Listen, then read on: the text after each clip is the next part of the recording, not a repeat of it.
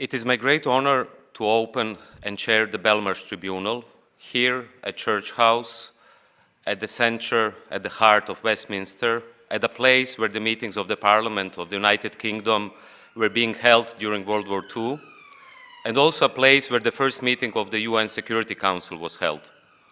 But we are not only in London today, we are everywhere in the world, not only thanks to the internet, but also thanks to millions who are ready to fight injustice and demand justice. What and whom are we putting on trial? The bloody crimes that have been committed by Western governments, the United States, but also the United Kingdom, Australia, Sweden, Ecuador under Lenin Moreno, and other governments, the CIA, the NSA, and the military-industrial complex.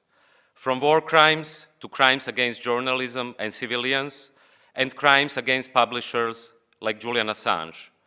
We are here so that torture, secret killings, rendition, surveillance, character assassination, and real assassination won't be forgotten and will be put on trial. To whom are we presenting this investigation? As Bertrand Russell said, answering the same question about the Russell-Sartre Tribunal, we are presenting it to the conscience of humankind.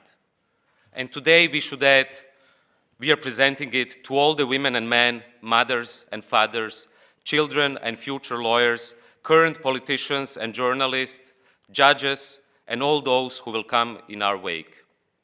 What do we expect of this tribunal today? We came to London in time of disorder. We came to London in time of turmoil, and we are presenting our evidence and accusations to you, and to those who shall resurface following the flood in which we might perish. We know very well no tribunal can bring justice to the victims of war crimes. I incidentally come from a country which went through a bloody war after the collapse of Yugoslavia. Yes, there was the International Criminal Tribunal for the former of Yugoslavia at The Hague, and of course its rulings brought some satisfaction to the families of the victims. But it is enough to come to ex-Yugoslavia to see former war criminals being successful businessmen. Well, you don't have to go to ex-Yugoslavia. You can come to the United Kingdom and find Tony Blair. Or you can go to the United States and you will find plenty of them, war criminals who have never been put on trial. So what do we expect of the tribunal today? Our position is strong because we do not seek to send a few individuals to prison, Jean-Paul Sartre said of the Russell-Sartre Tribunal, but to reawaken in public opinion at an ominous moment of our history the idea that there can be policies which are objectively and legally criminal. Now imagine a capital city in Western Europe, in the heart of so-called Western civilization, whatever this means. You probably remember Walter Benjamin, who said that every document of civilization is a document of barbarism. Imagine a journalist who was for 7 years entrapped in an embassy of a country that was friendly to him. But times changed, and he became an enemy to almost every country. For what? For speaking the truth and revealing the dirty and monstrous crimes of the military-industrial complex. Then he was put in a high-security prison together with terrorists and fundamentalists, and then it was revealed that another country, not Saudi Arabia or Russia, but the United States of America, would kidnap him or kill him at the soil of that capital, just opposite to Harrods, yes, here in London. And still, a British court is still deciding whether to extradite this journalist precisely to the United States, and this is nothing more but assassination in broad daylight.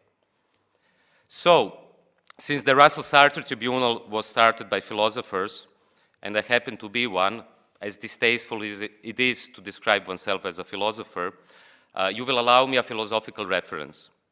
All of you here, and I'm sure the judges who are watching us, who will decide on Julian Assange's fate, will remember the Apology of Socrates, written by Plato in 399 BC.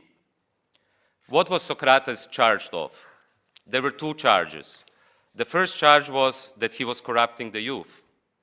And the second charge was the charge of asebia, of not believing in the gods of Athens. He could have escaped, just like Julian Assange, but he didn't, and the jury condemned him to death. So what does Socrates say at the moment when he's being accused that he's corrupting the youth and not believing in the gods of the Parthenon? He says the following sentence: "This is my first appearance in court of law at the age of 70, well, not many could say that, and so I am a complete foreigner to the language of this place." And I think this is a very important sentence. He asked the Athenian judges, whom he sometimes calls the Athenians, to treat him like a foreigner, like a xenos. The great French linguist Émile Benveniste reminded us that xenos would later in Latin become hostis. This is also the source of the English word hostile, while in the original ancient Greek meaning, it meant at the same time foreigner and guest, someone who still had some rights. And it was also the right of hospitality. So Socrates says that he is not even treated as a foreigner, as a xenos. In front of the nomos, the law, he was treated as an enemy, as hostis. Julian Assange, together with Edward Snowden, Chelsea Manning, Daniel Hale, and many other courageous truth-tellers, finds himself in the most respectable company of Socrates. And it is not just Socrates who was accused of aceibia. The list is long. Aeschylus, Anaxagoras, Aspasia, Aristotle, who fled before the trial, and Protagoras, who was sentenced to death or exile. So if the British judges decide either to extradite Assange to the US or to keep him in the British Guantanamo, they will basically condemn him to death. To conclude and to launch, and it's my great honor to launch the Belmarsh Tribunal today, let me quote the great German playwright Bertolt Brecht, who said, "Sad is the country which needs heroes." Today we should say, sad is the world that needs Edward Snowden, Chelsea Manning, Daniel Hale, Julian Assange, and so many courageous publishers and whistleblowers. It is sad because it means something is deeply wrong with our world, but we are lucky to have them.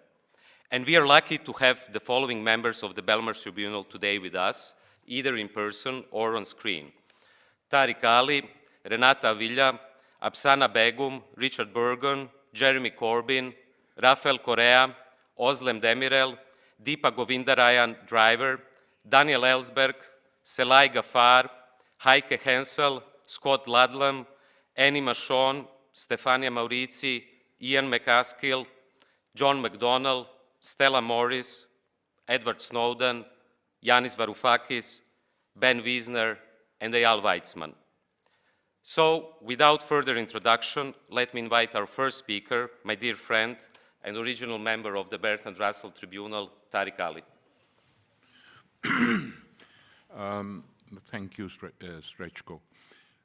The Bertrand Russell Jean-Paul Sartre War Crimes Tribunal was set up because the two philosophers publicly stated that the crimes that were being committed during the war in Vietnam were neither being acknowledged nor recognized by the powers that be in the Western world. It was basically directed to the rulers of the United States, but also those who were backing them, which meant all the NATO countries, though no one else had troops there apart from the United States, Australia, and South Korea. And we launched that tribunal. Investigating teams were sent to North Vietnam to experience the war, myself included. And we sat through hours and hours of bombing every single day. I saw with my own eyes the day after they'd bombed hospitals and schools in Thanh Hoa province. So it was a searing experience which really left its mark on me and made me who I am in many, many ways.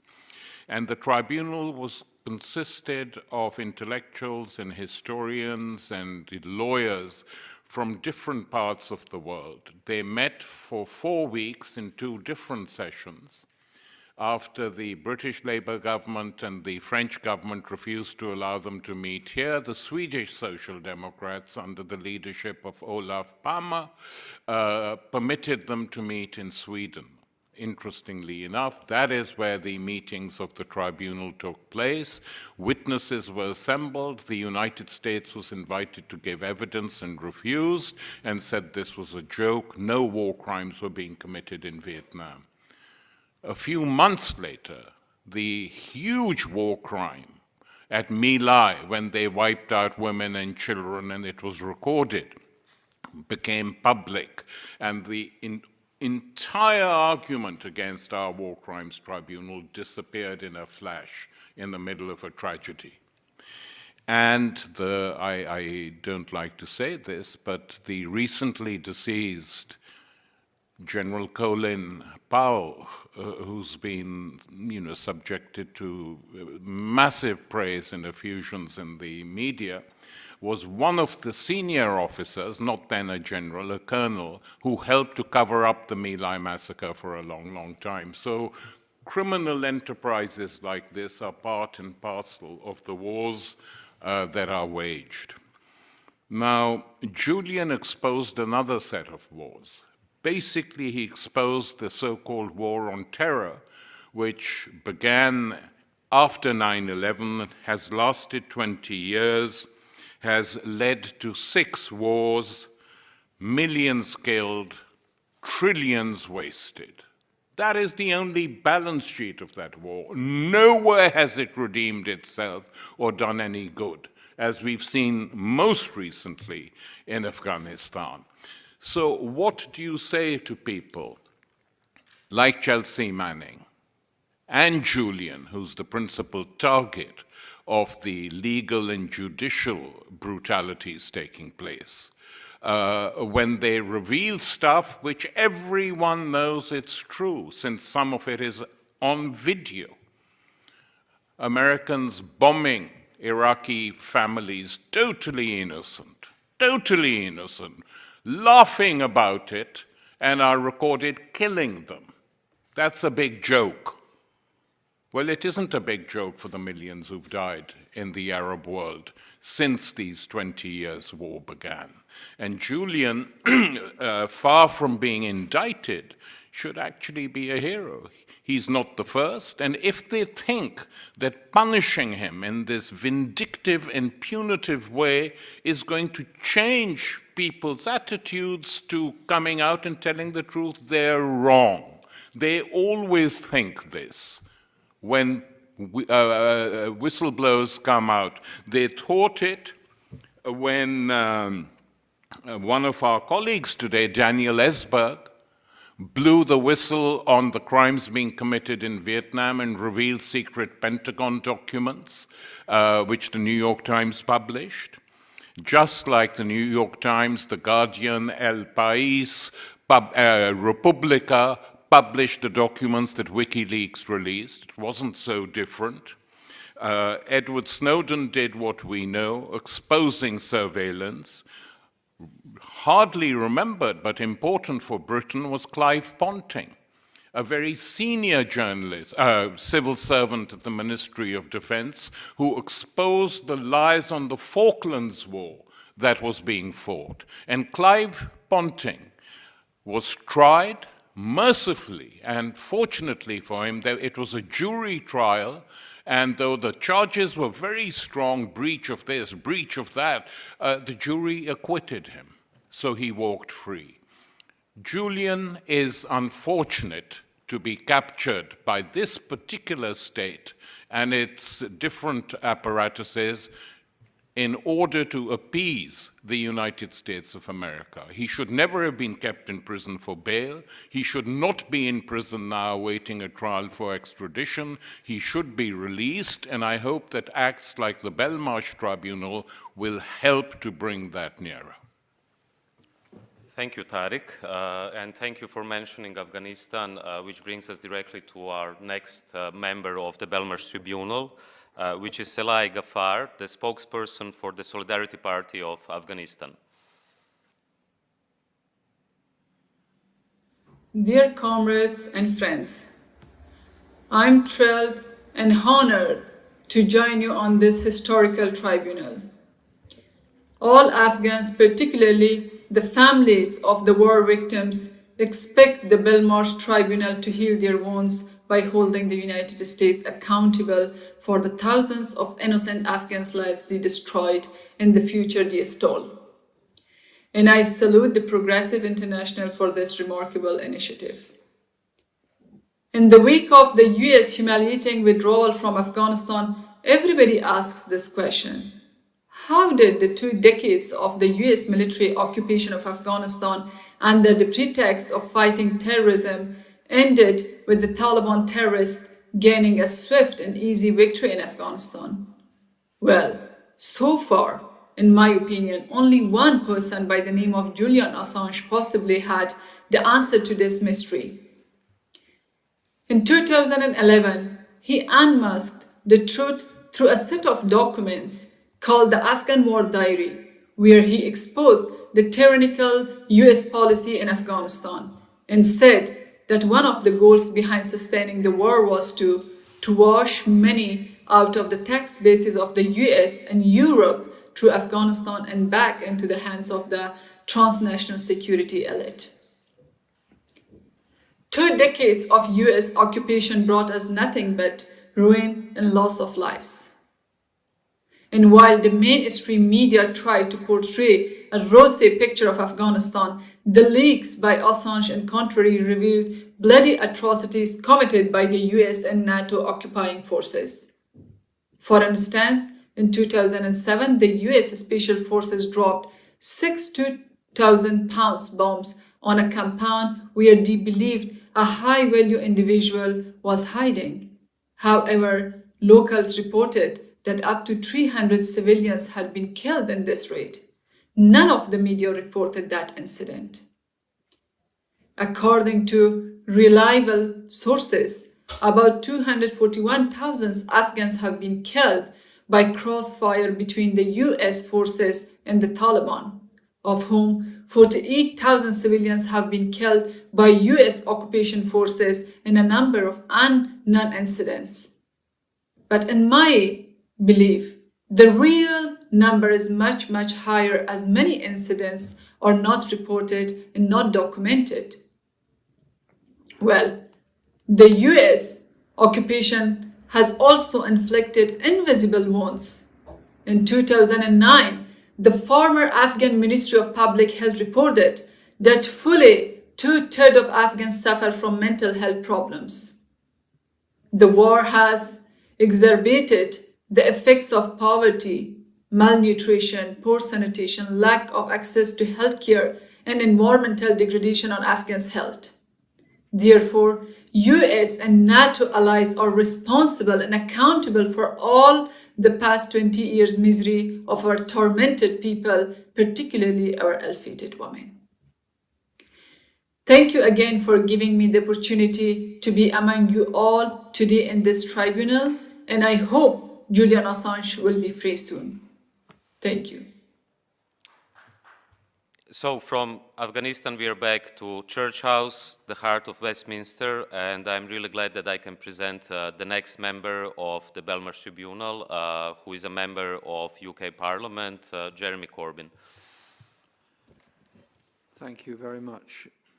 Thank you for hosting this tribunal, and thank you to all those that have organised it, because it couldn't be more important at a more timely moment. We're just reminded by Tarek of the heroic role played by Clive Ponting in a former generation, doing so much to expose lies and dishonesty. And also, if I may say so, the heroic work of the late Tam Dalyell, Member of Parliament, in doing exactly the same over the Falklands War and others. And following what Salai just said about Afghanistan, I would like to concentrate my remarks about Iraq, if I may. I was a founder member of the Stop the War Coalition, which was founded immediately after 9/11 to try and prevent the bombing of Afghanistan.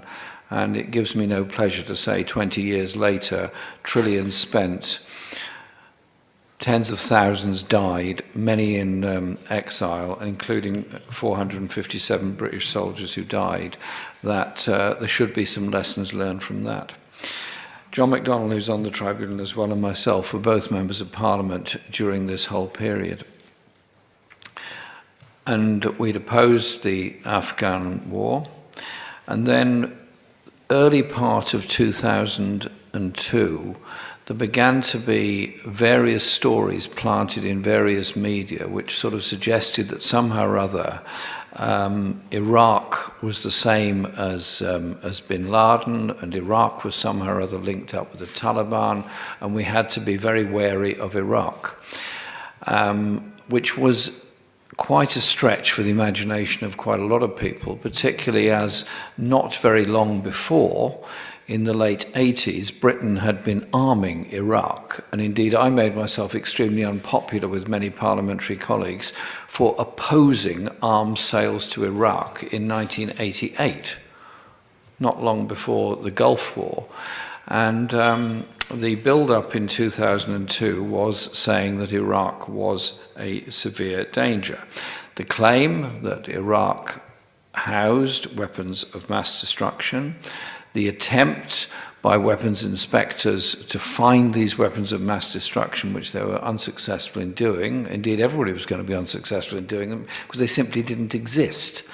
And also the claims that Iraq was within 45 minutes of a major attack on various places, obviously within the region of Iraq, but right over into Western Europe. And what scared me was the gullibility of so many of the media that just swallowed this stuff that was given to them by Downing Street and by many others. I was one of those that organised the enormous demonstration in February 2003 in Hyde Park, the biggest ever demonstration in British history. And if I may quote myself at that big event, I said, if we go to war with Iraq, it will not bring peace, it will bring the wars of tomorrow, the refugee flows of tomorrow, the bitterness, the hatred, and the terrorism of tomorrow. Sadly, every single thing that I predicted then has come to be the case. And so, when many of us challenged what was being said by the government, what was being said in the media about weapons of mass destruction, about the plans of Iraq, and so on, we then later learned through the many inquiries that took place, and ultimately through the Chilcot inquiry, that the role of the security services was enormous in this, and the implications being that when opinions or information arrived at the political heart of the whole operation, if they didn't suit the political narrative being put forward, they were simply sent back to be rewritten. If we have a society where there is secrecy and untrammeled power of government of taking us into war, where there is an unaccountable security service and unaccountable security information that's being put forward, it is extremely dangerous. Therefore, the role of the media and of real journalists is absolutely enormous in that. And Julian Assange has paid a very, very, very high price for his lifelong determination to expose the truth. Why? Is it because he has some idea that he can make himself famous by exposing the truth? Or is it something much stronger and much more moral than that? The belief that by exposing the truth, you can save lives, you can stop wars, and you can make sure that democracies function properly by holding all public officials, elected or unelected, to public account. And that's why the role of Julian Assange in all of this is so important.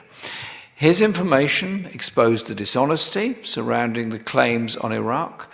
His information exposed the dishonesty of the continuing reporting of Iraq after 2003, with hidden hidden information about the numbers of people that had died from friendly fire in Iraq, but also the dangers to all journalists, to everyone who believes in free speech, of the concept of the embedded journalist, embedded on an aircraft carrier, sent into a barracks or whatever else, to produce reports that are to the liking of the military. So those of us who want to live in a peaceful world and do not believe that a repeat of Iraq will do anything other than bring about even worse consequences than the Iraq War did, are here because we want to support Julian Assange in the bravery that he's shown and the price that he's already paid for that bravery of ensuring that the whole world knows the truth about it. And as my colleague Tariq Ali was saying earlier, in a different place, in a different country, in a different society, Julian Assange would now be hailed by every aspect of the British media for being a hero, because he's exposing the truth. But because the uncomfortable truths that he exposed have been revealed, he's not in that case. Now, as one who has been a Member of Parliament throughout all this period and was very proud to lead the Labour Party during this period, I thought long and hard about what it is like to be in government when you are challenging those people that are handing you information, which is why I believe that there has to be a War Powers Act in Britain, which is what I placed into both of my manifestos, and there has to be real accountability of all aspects of the security services and the military in the role of their special forces as well. Now, democratically elected politicians are elected to hold government and others to account, and holding people to account is, of course, the political process, but it's also the media. And I think the role that Julian Assange has played in exposing uncomfortable truths is something that he should be very proud of, and all those that work with him and support him should be very proud of, and that's why I'm so pleased to be able to take part in this tribunal today. Thank you, Chair. Thanks a lot, and we are also very proud to have you among the members of the Belmarsh Tribunal.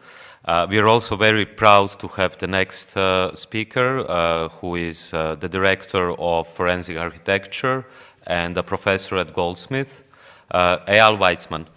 I'm going to speak about an aspect of the wars of terror of this millennium. And to a great extent, I think that drones embody the kind of violence and the paradoxes of this war.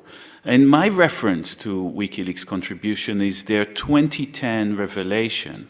2 years earlier, in 2008, Pakistan approved US drone strikes. This image that you see is actually part of the leaked Snowden trove, and it shows an Israeli drone intercepted by British secret services. Drone strikes also connect the violence inflicted in the context of Israeli settler colonial violence in Palestine, with first assassinations in 2000, with the imperial wars of terror in, amongst others, Pakistan, Afghanistan, Somalia, Yemen, starting a year or so later. Drone strikes are interesting also because they are argued as the perfect poison dart, a humanitarian technology allowing for a humanitarian form of violence. So their response somehow to those two terms of international law, proportionality, because they're supposed to minimize collateral damage, and distinction, because they're supposed to be, or always argued to be, more precise than they are. So in a sense, I think that I chose to speak about drone strikes because they embody the political, an important political and philosophical justification at the heart of the terror wars, and that is the principle of the lesser evil, which leads to that, precisely to those humanitarian wars, just as it led in the past to the civilizing missions of high colonialism. And this is why we should also have a pause and think whether the use of human rights principle and international law need to be accepted without reservation. Drone strike also embody another principle confronted by WikiLeaks' work, and that is the destruction of evidence and the insistence on deniability. Until 2012, 8 years into the killing spree along the Pakistan-Afghanistan frontier that began much earlier, the CIA could still neither confirm or deny using these weapons. And what helped this deniability is actually the minuscule evidentiary signature of drone strikes. Small holes in a roof that are actually smaller than the pixel size in the satellite images that sometimes we use to look into those areas. So a small missile hole in the ceiling would not be seen in the satellite images. The photographic resolution of those satellite images are actually made by a political resolution. US law defined the size of the pixels that we see into those places at 50 centimeters, the size of a human from above. In Israel, there is an exception. It's the size of a car from above. It's much bigger pixel. And under that veil of resolution, crimes are actually committed. So if we look at one of the first videos smuggled out of Pakistan, 6 hands, until it arrived in Islamabad, compose it together as the group I represent here, Forensic Architecture, 30 of us, doing this minuscule evidentiary work on those videos, looking at one of the first documentation of drone strike, marking each one of those shrapnel holes in a wall in a room in which we know 4 people were killed.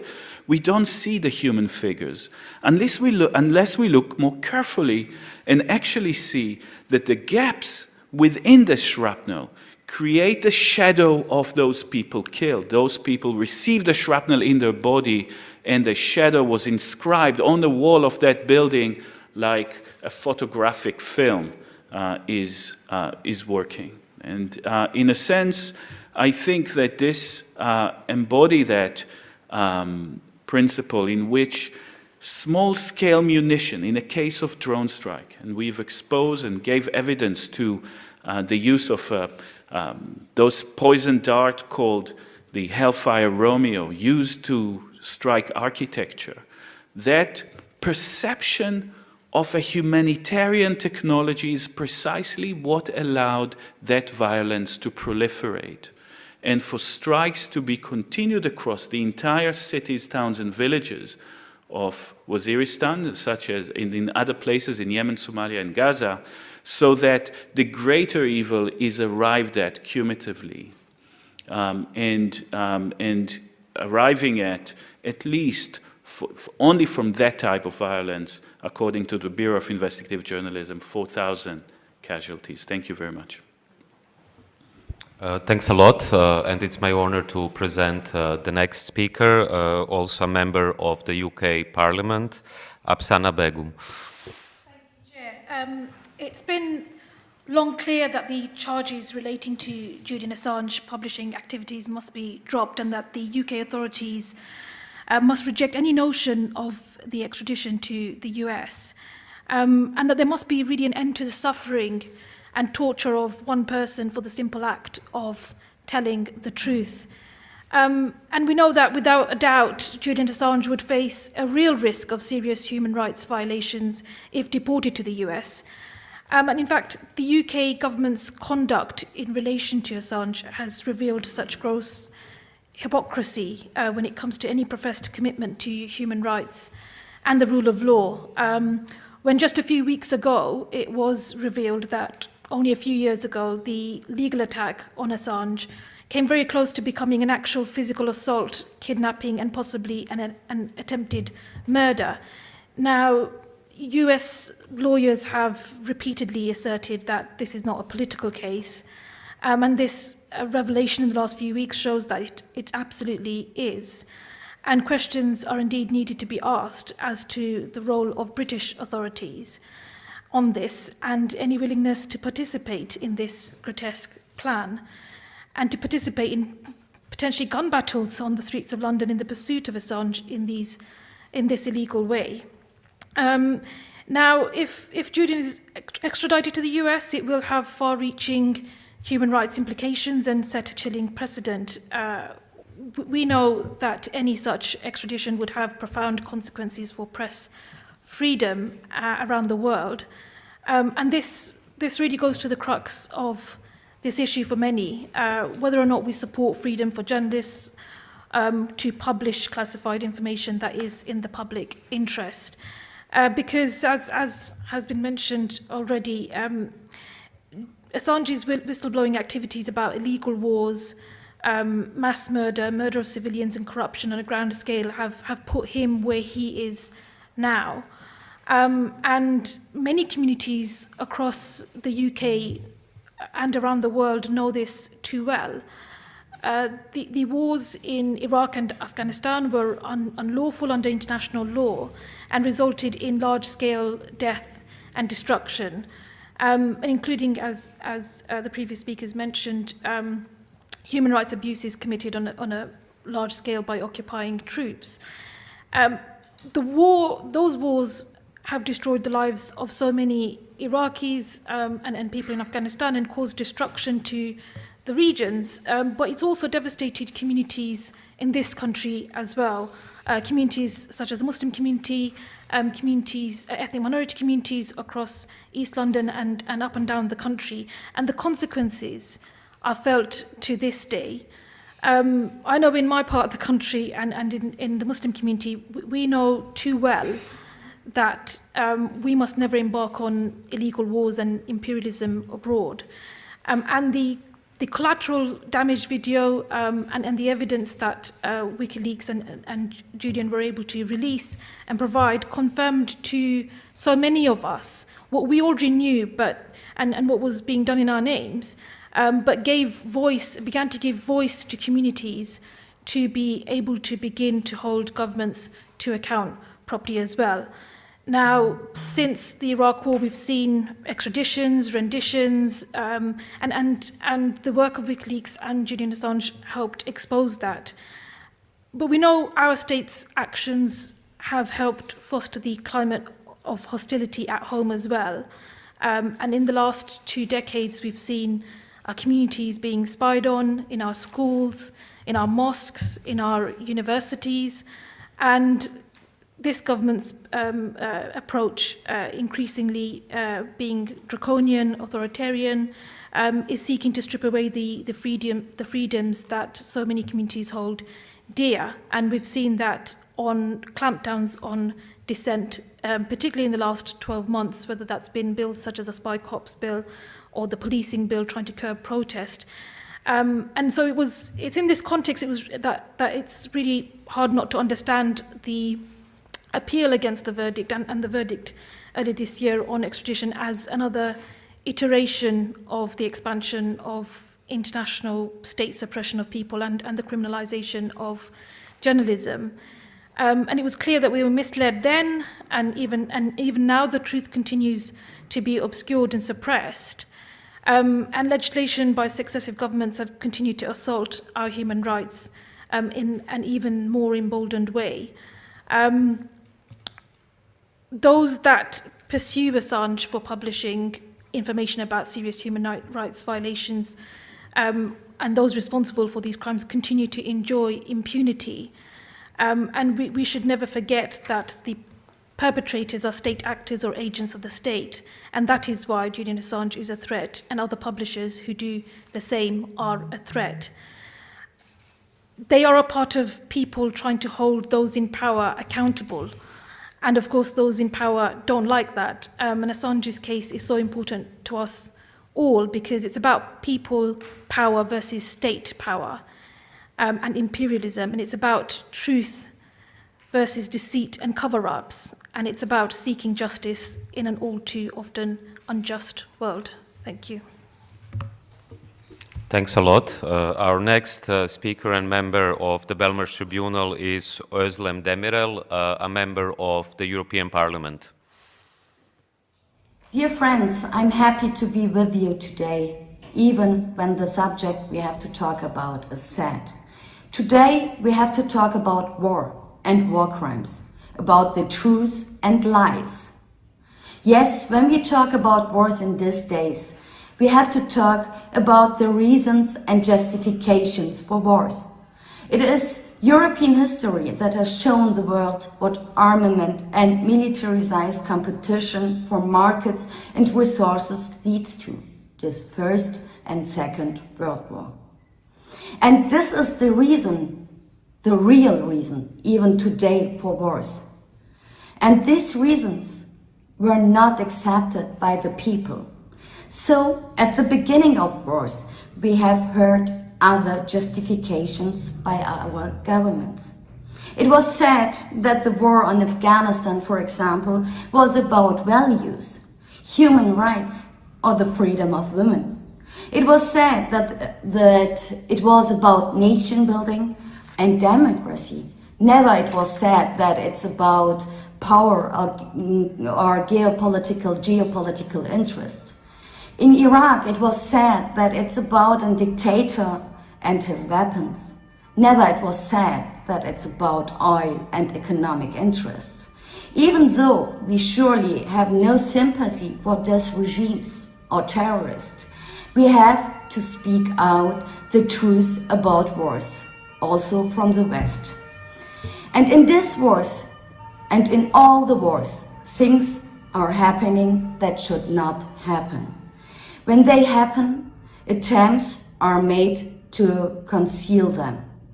If not already at the beginning of the wars, then at latest, here the role of journalists, whistleblowers, and brave ones who speak the truth is very important. The war in Afghanistan was hypocritical. It cost lives, civilian lives. By drones, civilians had been attacked. Human rights violation had been part not just by the side of the terrorists or Taliban, also of the other side, even on the side of the West and the NATO countries. In Kunduz airstrike, innocent civilians were killed under German command with American air power. To date, neither victims nor relatives have been compensated. On the contrary, it was rejected. Not only in America's wars, like Afghanistan, also in Mali, where France is the driving force, wedding was turned into a bloodbath with drones. Even after the withdrawal from Afghanistan, after the disgusting IS attack, the US killed again innocent children and a family. But too rarely it is spoken or written about. And this makes independent and critical journalism indispensable. WikiLeaks was an attempt to do this, but Julian Assange has been punished hard for exactly that, and this is not acceptable. If you ask me, war crimes should be in the dock, not journalists, whistleblowers who make the crimes public. Europeans, the silence of the European Union in the Assange case is not acceptable for me. They pretend, the European Union pretend to be guided by values and human rights. But could it be the truth regarding the Assange case? No, these are always sacrificed for geopolitical and economical interests. But in the past, present, and in the future, there were, there are, there will be always the brave ones who speaks all the truth out. And the truth will prevail sooner or later. So we are back to Church House, and our next speaker is a member of the UK Parliament, John McDonnell. Thanks a lot for joining the tribunal. Thank you, Chair. I'm a member of the UK Parliament, but I'm also in that capacity Secretary of the National Union of Journalists Parliamentary Group within the United Kingdom Parliament. Our role as a parliamentary group for the NUJ is to protect and promote the rights of journalists within the United Kingdom and to also link with other parliamentarians across the globe to promote the rights of journalists globally. And we have a long record of interventions and representations opposing attempts wherever to suppress the right of journalists to pursue their profession. At the heart of that profession is the ability to report the truth, to expose wrongs, and in doing so, to enable lessons to be learnt so that those wrongs are redressed and possibly egregious acts prevented in the future. And it's been in the United Kingdom at least, it's been a 400-year struggle from the early pamphleteers of the Civil War to now to establish that right. Journalists have sacrificed their liberty and their lives to secure the right to speak truth to power. This is the country of Tom Paine, the author of The Rights of Man. Inherent was the freedom of expression to the work he undertook. The chair has already mentioned that we are meeting in the building which has hosted in the past the UK Parliament, but also various international bodies who've met to secure in law the protection of human rights, including the freedom of expression. The tragedy is that we now have in the United Kingdom a government that is complicit in the persecution of Julian Assange, which has become now a stain on the history of this country and the people's struggle to secure a free media. And he's being persecuted purely and simply for pursuing the profession of journalism and inherent within that, whistleblowing. His crime, we need to be absolutely clear, his crime is telling the truth, exposing atrocities of war and the brutality of imperialism. He's been hounded by various states, and his life is now threatened by the very states responsible for the war crimes he exposed. I find it the deepest irony that it is these criminal states that are seeking to criminalize the very person who revealed their criminality and its consequences. I visited Julian Assange in Belmarsh Prison. I believe I'm the only member of Parliament so far that's been allowed to visit him. He's imprisoned in a high-security prison. By all accounts, it is a brutal regime. It's resulted in many harms, self-inflicted amongst the prisoners, including many suicides. I have to say, nobody that endures that regime can do so without having a serious impact upon their health and their well-being. But I found Julian to be bearing up courageously to the regime under which he's been placed. But let's be clear, this is the punishment of an innocent person.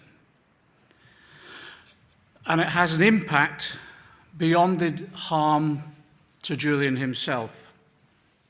Again, let us be clear, this is a campaign not just to silence Julian Assange, but as a message to all those other journalists out there globally, all those other whistleblowers, to prevent them coming forward in the future.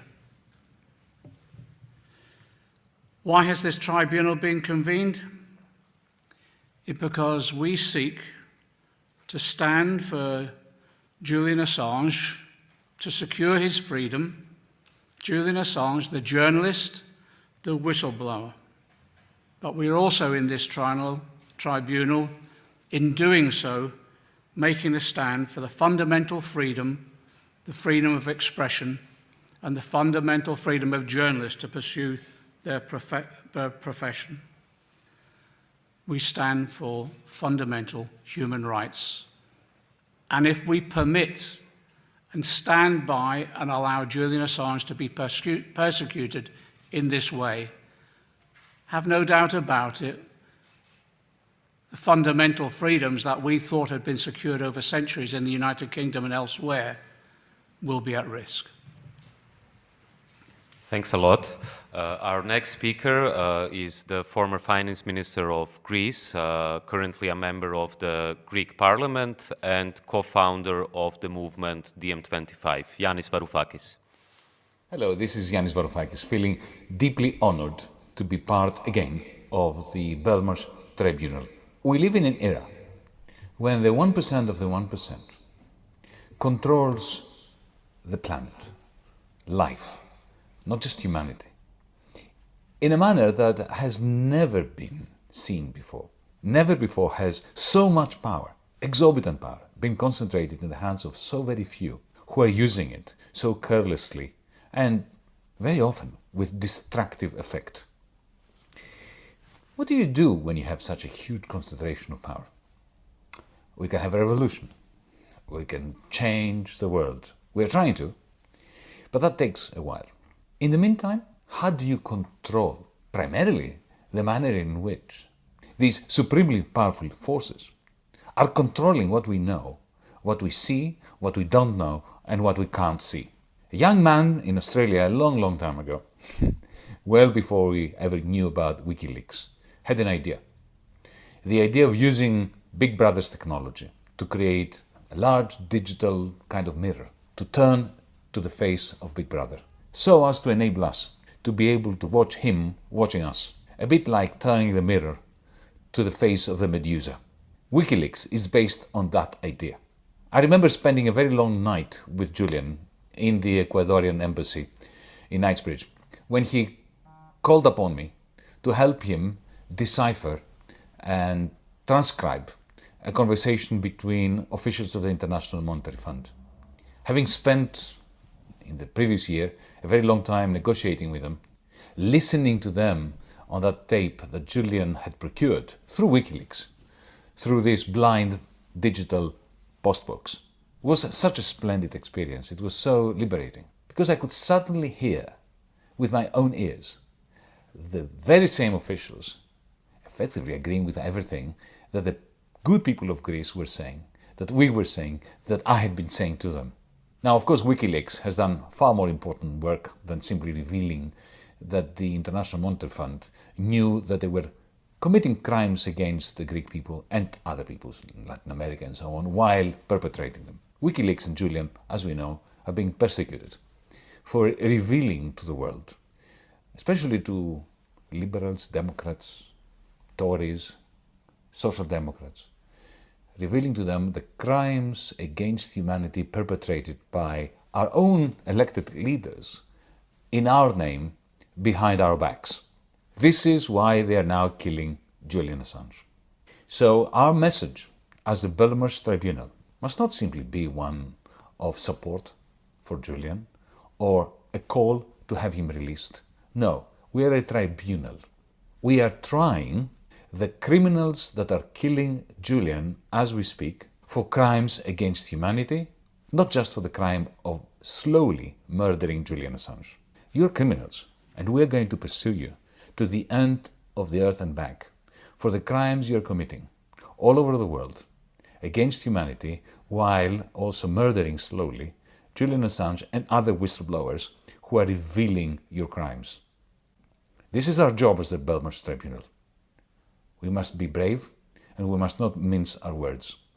At the same time, we must remember, especially those of us who happen to be white and male, that there are many non-white, non-male whistleblowers out there all over the place, in Africa, in Asia, in Latin America, even in the West, whose names we don't even know, and who are suffering as we speak, who've been murdered, who've been incarcerated. And we must act on their behalf as well. The Belmarsh Tribunal must act in order to persecute and to prosecute their murderers, their torturers. I'm Yanis Varoufakis, representing DiEM25. I'm in Athens. I wish I were with you. The Belmarsh Tribunal is a serious contribution to international justice, to the extent that we continue not to call simply for the release of Julian Assange, which of course we do, but to the extent that we continue to persecute and to prosecute those murderers who are acting on behalf of the 1% of the 1%. Carpe diem. Thanks a lot, Yanis. So now from Athens, from the Greek Parliament, we are traveling to the German Bundestag, and I'm very honored to have a member of the German Parliament with us today, Heike Hensel. Dear friends and colleagues, my name is Heike Hensel. I'm member of German Parliament. Thank you for inviting me to participate in this important event of the Belmarsh Tribunal. The so-called war on terror, declared by then-President George Bush, has now lasted for 20 years. The war in Afghanistan lasted just as long. In Afghanistan, NATO has experienced the greatest defeat in its history. The Afghanistan war, which was launched without a UN mandate, was not only a disaster for NATO, but a big crime against the Afghan people. The Boston University Costs of War project estimates the death toll in Afghanistan and Pakistan at least 243,000 people. According to a study by the medical organization IPPNW, the number of indirect casualties could be far higher, at more than 800,000 dead. More than 4 million people have been forced to flee, and Afghanistan remains one of the 10 poorest countries in the world. The German government alone accounts for at least 17.5 billion euros for the war, and the US is at over $2 trillion for direct war costs. The parliamentary group Die Linke in the German Bundestag is lobbying for a committee of inquiry in parliament to look into the 20-year Afghanistan mission and also to investigate possible war crimes committed by the NATO troops. For this purpose, the information revealed by WikiLeaks in the Afghan war diaries is invaluable.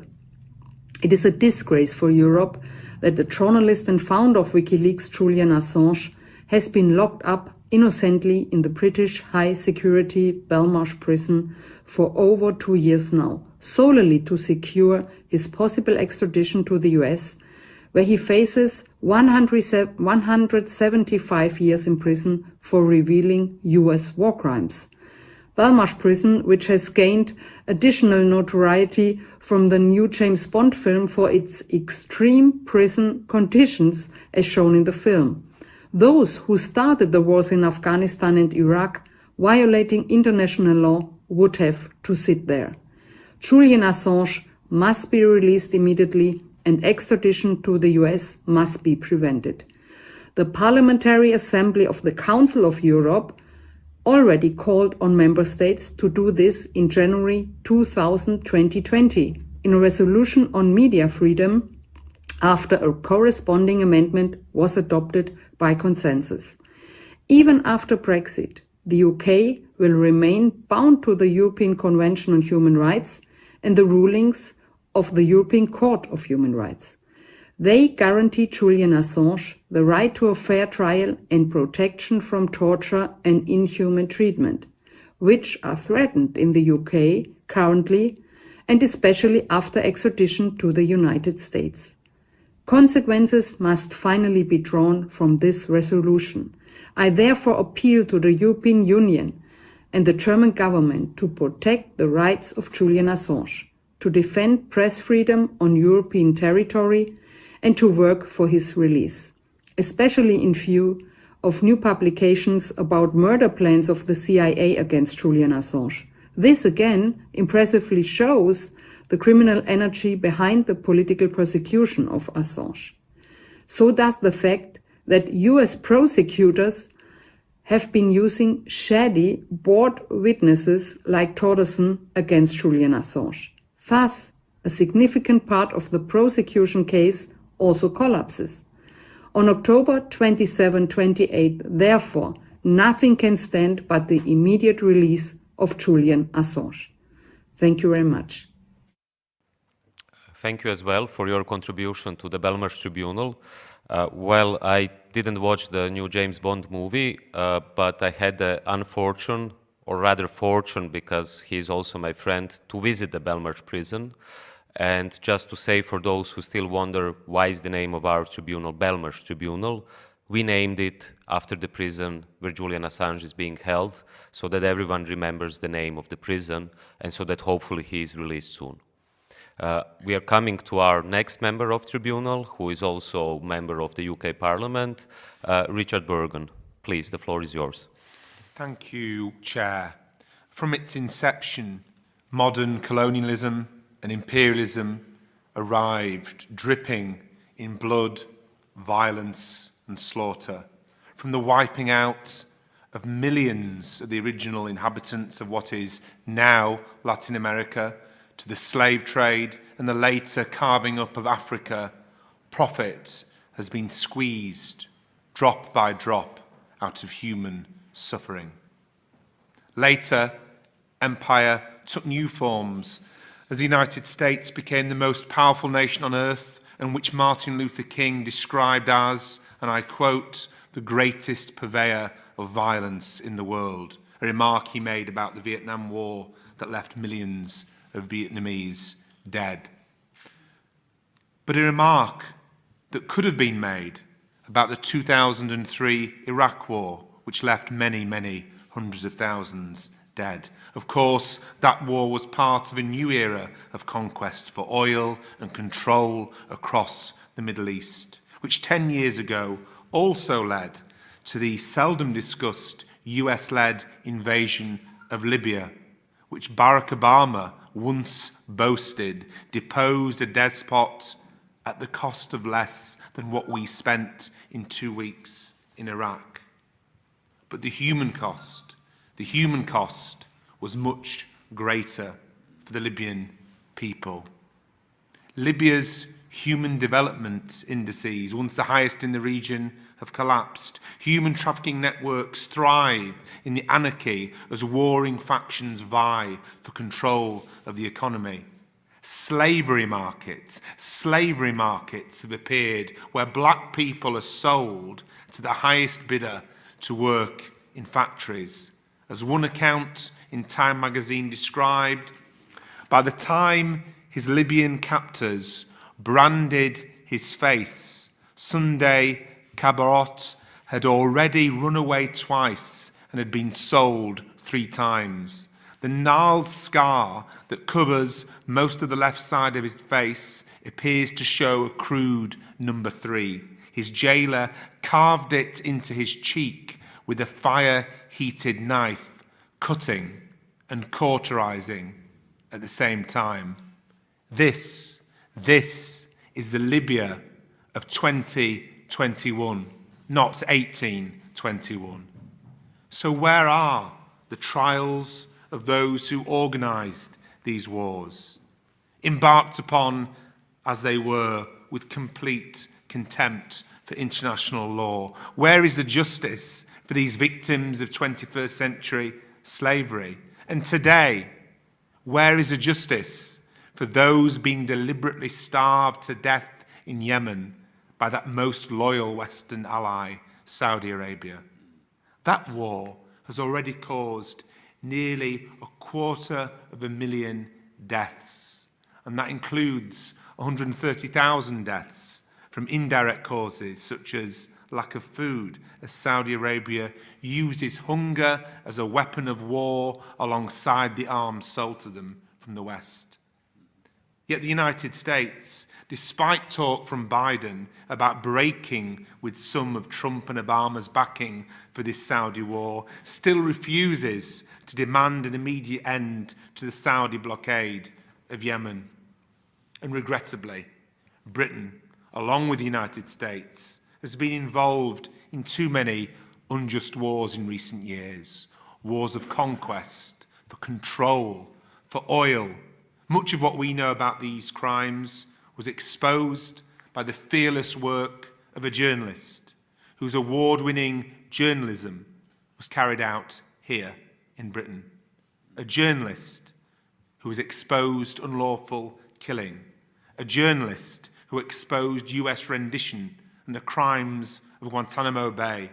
A journalist who is now held in a UK high-security prison solely because of his journalism. What an indictment of the world that we live in, where those who pursue wars are decorated and celebrated, whilst those who expose war crimes face extradition to the United States and the rest of their life behind bars in a super maximum security prison. The world needs more Julian Assanges. The world needs more Edward Snowdens. The world needs more of the fearless journalism of WikiLeaks. Because, as Julian himself once remarked, if wars can be started by lies, peace can be started by truth. Thanks a lot. Before we switch to the next speaker and member of the tribunal, we will have a short interlude, which is a sort of evidence. And I invite everyone who is watching us today to closely look at the people who appear in this short video which we will show. Some familiar faces from Hillary Clinton to Joe Biden. And then I invite you to look at the people who are here today in the room. I invite you to look at the people who are with us at the Belmarsh Tribunal, and I invite you to look at the courageous supporters of Julian Assange and other whistleblowers, and choose your side. High-tech terrorists. Cyber terrorists. Information terrorism. Shut it down. We're going to hang you. Use a drone or something. A bullet in the brain. Illegally shoot the son of a... Information warfare is warfare. And Julian Assange is engaged in warfare. Information terrorism, which leads to people getting killed, is terrorism. And Julian Assange is engaged in terrorism. He should be treated as an enemy combatant. WikiLeaks should be closed down permanently and decisively. Should the United States do something to stop Mr. Assange? We're looking at that right now. The Justice Department is taking a look at that. I would argue that it's closer to being a high-tech terrorist than the Pentagon Papers. This disclosure is not just an attack on America's foreign policy interests. It is an attack on the international community. The head of WikiLeaks is not a particularly credible source in my mind. He is a, to me, in my mind, he's a criminal, and he ought to be hunted down and grabbed and put on trial for what he has done here. I think the man is a high-tech terrorist. He's done enormous. Assange. Yeah. He needs to be prosecuted to the fullest extent of the law, and if that becomes a problem, we need to change the law. Well, I think Assange should be assassinated, actually. I think Obama should put out a contract and maybe use a drone or something. You don't want to act panicked and have the Well, you don't have to act panicked. You can act tough and say, if we catch you, we're going to hang you. Yeah. Or whatever. We heard some of that from Holder. Julian Assange is a cyber terrorist in wartime. He's guilty of sabotage, espionage, crimes against humanity. He should be killed. How is it that the WikiLeaks guy remains free? You know, back in the old days when men were men and countries were countries, this guy would die of lead poisoning from a bullet in the brain, and nobody would know who put it there. The way to deal with this is pretty simple. We got special ops forces. I mean, a dead man can't leak stuff. This guy's a traitor, a treasonous, and he has broken every law of the United States. The guy ought to be, and I'm not for the death penalty, so if I'm not for the death penalty, the only one to do it, illegally shoot the son of a... It's time that the Obama administration treats WikiLeaks for what it is, a terrorist organization whose continued operation threatens our security. Shut it down. Shut it down. It is time to shut down this terrorist organization, this terrorist website, WikiLeaks. Shut it down, Attorney General Holder.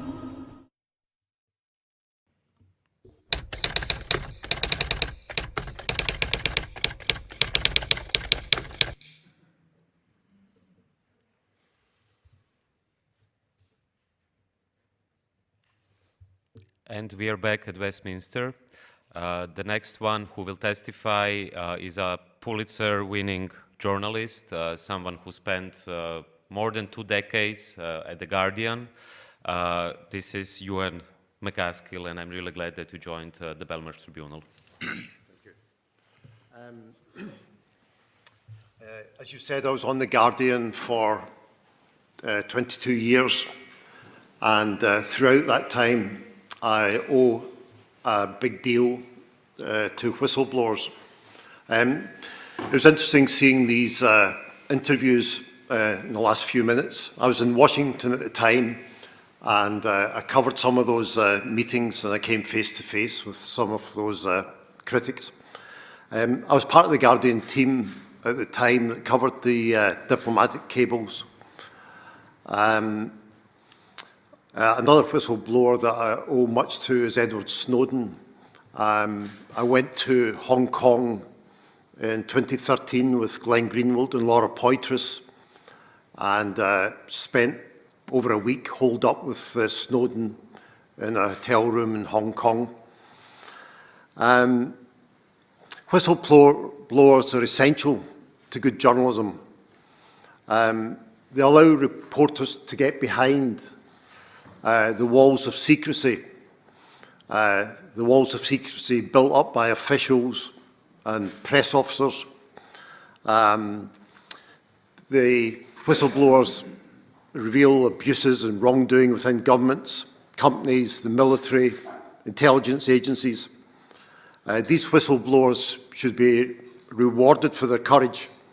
Instead, too often they end up facing prosecution or jail. There's been a war being waged against journalism and free speech, and it's been going on since at least 9/11. It's not a general war. It's a specific to national security and the intelligence agencies. The intelligence agencies are waging it to try and dissuade future leakers within the agencies and try and dissuade the journalists covering the national security beat. And this is what Assange has been caught up in. What Assange has been accused of is fundamentally no different from the normal interaction between whistleblowers and journalists on the national security beat. There's no fundamental difference between what Julian Assange was doing and what I was doing. When I was in Hong Kong with Snowden, I spent a week with him discussing the ins and outs of his work at the National Security Agency. I spent a week going through tens of thousands of secret documents. He passed me a memory stick with tens of thousands of secret documents on it. I mean, how is that fundamentally different from the relationship between the whistleblower Chelsea Manning and the publisher Julian Assange? Part of the reason is Assange is viewed as an easy target. There is a reluctance on the part of the US or the British governments to take on media organisations like the New York Times or the Guardian. Then it ends up as an argument about press freedom. So they go for the easy target, and that was Julian. If Julian is to be prosecuted, then there's an equally good case for the editor and journalists in the Guardian or New York Times, Der Spiegel, El País, La Repubblica, and all the other organisations involved in this coverage being prosecuted too. Obama, in spite of his liberal background, failed to stand up to the pressure from the intelligence agencies. He used the draconian 1917 Espionage Act and other laws against whistleblowers and journalists. In fact, Obama was responsible for more prosecutions and action against journalists and whistleblowers than all the other presidents in the US combined. And it's not been particularly different in Britain either. The Official Secrets Act that's been revised at present, under the proposed reform, journalists can be prosecuted for publishing leaked intelligence.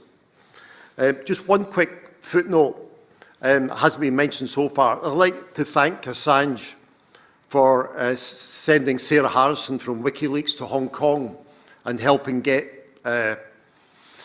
Edward Snowden out of Hong Kong to the safety of Russia. Otherwise, Snowden would be suffering the same fate as Assange. I hope that the courts show some backbone and resist this attempt to extradite him.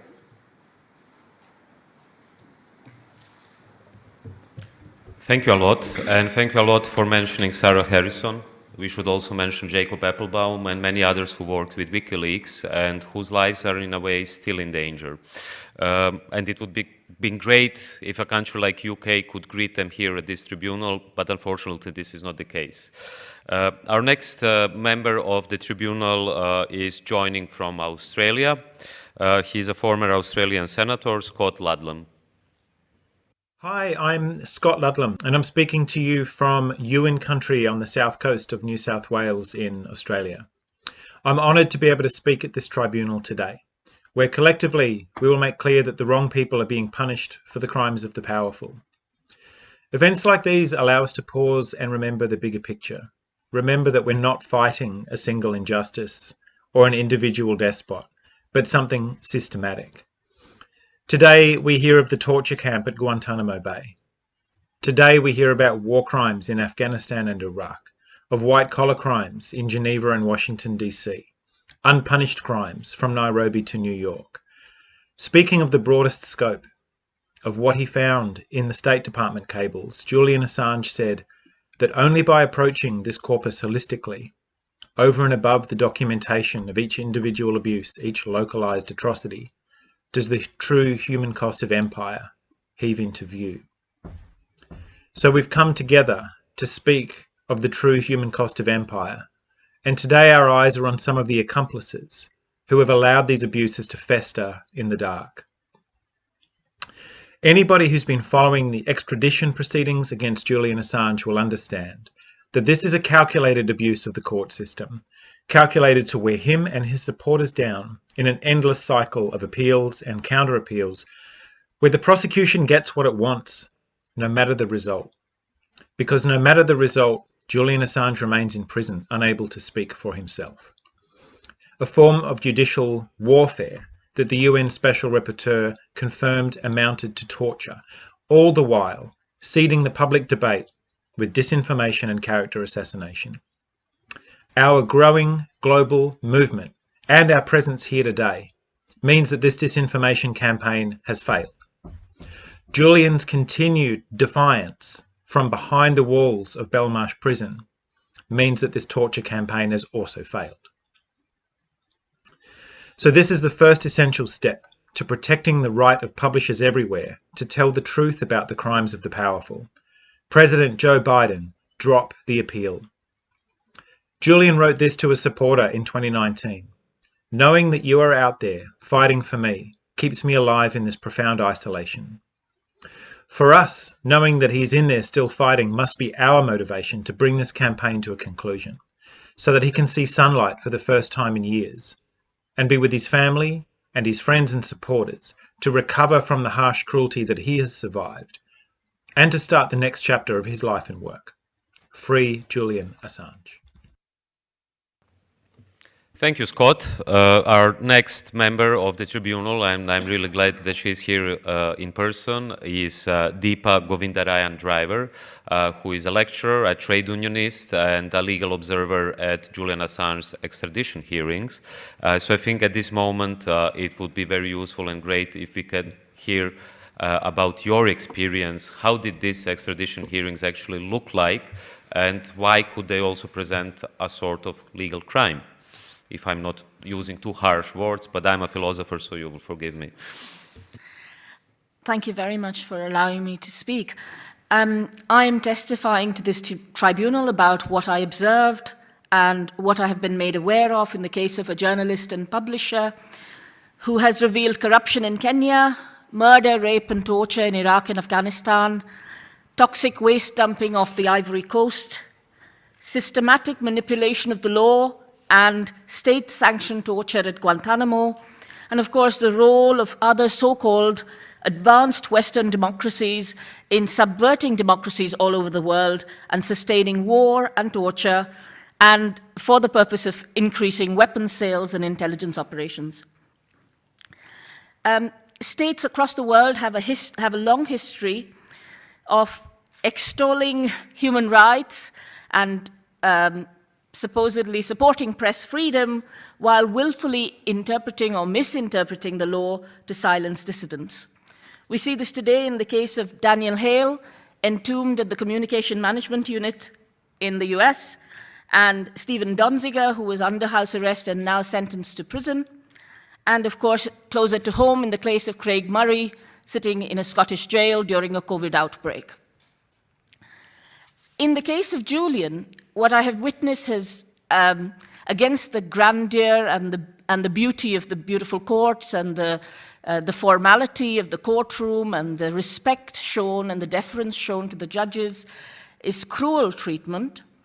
Now, this cruel treatment goes back a long way. It includes isolation and confinement, deprivation of sunlight and association, a huge amount of physical and emotional trauma, which then turns into degrading treatment in the courtroom, where the defendant, who is known to have a serious mental health condition as a result of 5 nation states stamping virtually on his head, and having to kneel in the courtroom, given that he is somebody who has osteoporosis, and speak to his lawyers through a small gap in the plexiglass. It is seen in being given a laptop with the keys glued down, so that he is able to, so that they can pretend that there is a defense being mounted in this case, when actually he is not being given the right to talk to his lawyers in any depth.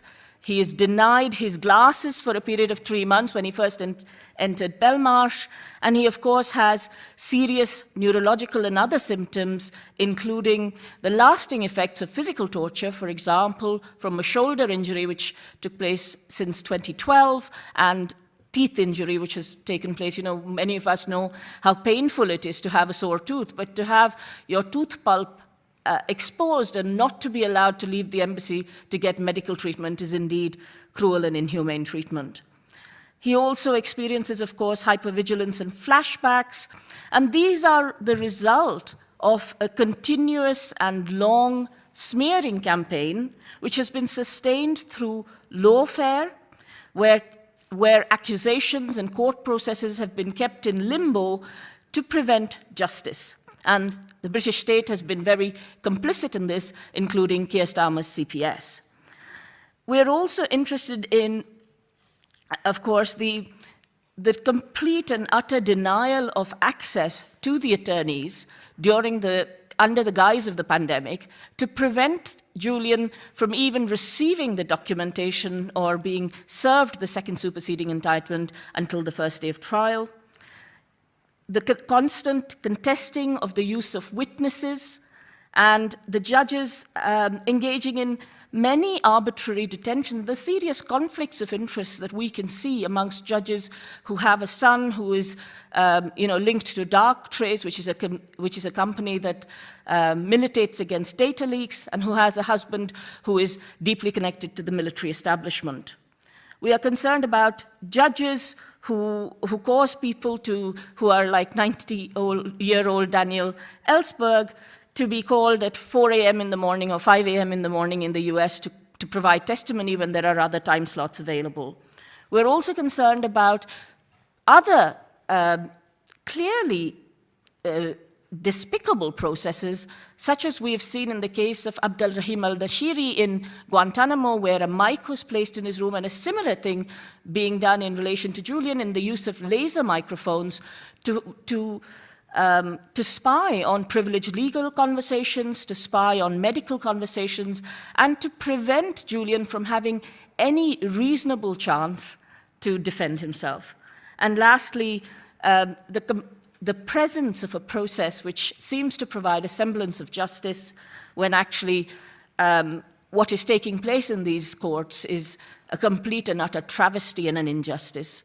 And I urge you to stand with everybody on this tribunal as we watch the war criminals, as we watch the judges, and as we watch those like Julian, Craig, and others who stand up for the truth and stand up for us, because torture is aimed at destroying not just individuals, but also the will of communities. We stand together against this torture and against the ill treatment and dehumanization of Julian Assange. Thanks a lot for your important contribution, and thank you for reminding us that Julian Assange, during the hearings, is entrapped, caged in plexiglass. So I guess everyone here might remember who was the other one famous person, a war criminal who was also in a glass cage. It was Adolf Eichmann, a war criminal guilty of genocide. And on the other side here in the UK, which tells a lot about the legal system in this country, you have a whistleblower, a publisher, a journalist put in a glass cage through which he cannot even communicate to his lawyers. So much about the legal system in the UK. The next speaker and member of the tribunal is Renata Avila, a human rights lawyer and formerly also a lawyer of WikiLeaks. Thanks, Renata, for joining.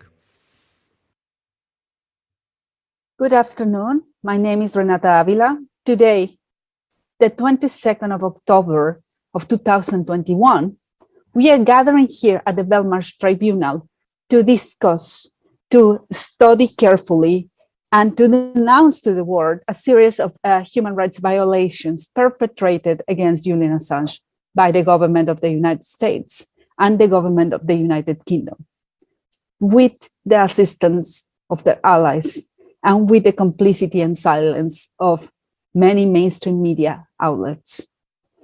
I have been part of Julian's legal team over the last 11 years or more, and over this time, I have witnessed an unprecedented case of lawfare. What is lawfare? Lawfare is when the case is used when the law is used to attack, to destroy, to undermine someone, instead of using to protect and defend what is good in society. And what is good in society is to have a free press. And what is good in society is to have freedom of exercising journalism and the right to know and the right to truth. And those are the rights and those are the values that Julian Assange upholds. Even during his arbitrary detention, and that has extended over the years, even in periods of harsh isolation, he had defended and upholded those rights. But there's also another right, together with the terrible violations to his right to work, and his right to a family, and his right to a freedom, and that had been exercised against him. And that has been a massive violation of his privacy, the privacy of his family, the privacy of his friends, and more seriously, the privacy of his lawyers. I experienced that firsthand. To my surprise this year, no authority contacted me, no member of the US prosecution team or the UK prosecution team contacted me to ask me if I wanted to open an investigation, because it was exposed that my computer, that my legal documents, that my files were used against my client in the Julian's process. So not only I had to go in each and every meeting inside the embassy through an unprecedented level of surveillance by private security company and by all the agencies that were, like, as it has been exposed recently by the press, surveilling us, to the degree that I had to whisper in the ear of my client and to scribble things hidden from cameras to communicate and prepare a legal defense in the multiple cases against him. But also, during my visits, my computer was compromised and evidence was handed over to the United States of my files, of my personal information, all information of my client. That violation of ethics, that violation of my right to exercise as a lawyer, to practice in private and to have private discussions with my clients, was completely ignored by two governments. And it should be completely dismissed as evidence. But I don't want to go to the details. What I want to convey today is a strong message from beginning to end, from beginning to today. This case is weak. This case is not a legal case. It's a political persecution and revenge. And the revenge, why revenge? Why revenge if the only thing that Julian did was to expose the truth? It's a revenge because they cannot, the only thing that they can try is to silence him. But we have seen with many revelations over the years with the crisis in Afghanistan this year, how overwhelming the truth is, how overwhelming and how accurate the information exposed by WikiLeaks was. We have in our hands, and we have this tribunal as a vehicle to expose the unprecedented violation of rights that go beyond the rights of Julian Assange and the legal team and his family and his friends. The violation of rights that we have witnessing today is the violation of your rights, is the violation of your right to know, is the violation of your right to truth, justice, and accountability. I hope this tribunal finds both the government of the United States and the government of the United Kingdom guilty of this crime. And I hope that this sends a very strong message to end this case now. Thank you, members of the tribunal. I'm happy to provide. Thank you, Renata, as a member of the tribunal, and thank you also for mentioning a very important detail, and this was revealed in El País, that everyone, including the lawyers who were visiting the Ecuadorian embassy in London, were spied on directly or indirectly by the CIA. I wear it as a badge of honor that I was also spied on. And the next speaker, an investigative journalist, one of the best investigative journalists today, Stefania Maurizi from Italy, was also spied on. Her phones were opened, her computers were opened, people were surveilled, and probably this is not finished yet. But Stefania will speak about another perspective of Julian Assange's case, and thanks a lot for joining us today. So good afternoon, and I'm honored to be here at the Belmarsh Tribunal. Let me introduce myself. I'm an Italian investigative journalist who has spent over a decade working on all WikiLeaks secret documents. I have done this hard work for my newspaper, initially the Italian leading news magazine L'Espresso, and the Italian daily La Repubblica, and currently for the major Italian daily Il Fatto Quotidiano. It was only thanks to Julian Assange and the WikiLeaks journalists and their sources, especially Chelsea Manning, that I have been able to reveal crucial information in the public interest, such as war crimes in Afghanistan, in Iraq, tortures in Guantanamo, from Iraq to Guantanamo, extrajudicial killings by drones, political pressures to grant impunity to state criminals involved in the CIA extraordinary rendition program. And it was only thanks to Julian Assange that I was able to reveal how my country, Italy, has become the launching pad for US wars, from Iraq to the secret drone war. I have published thousands of investigations and articles based on such revelation, but while I have been able to do this journalistic work completely safely, I was never arrested, I was never questioned, Julian Assange has been destroyed. Let me use this strong word, he has been destroyed. For me, it has been very, very sad to witness how he has been crushed, destroyed. And the way he has been treated should make you very, very angry. It's a massive scandal. It's not an exaggeration to call it a massive scandal.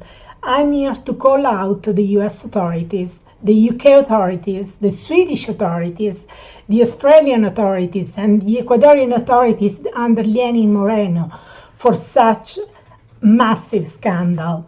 I have spent the last 6 years fighting in court to access the full documentation on the case under the Freedom of Information laws.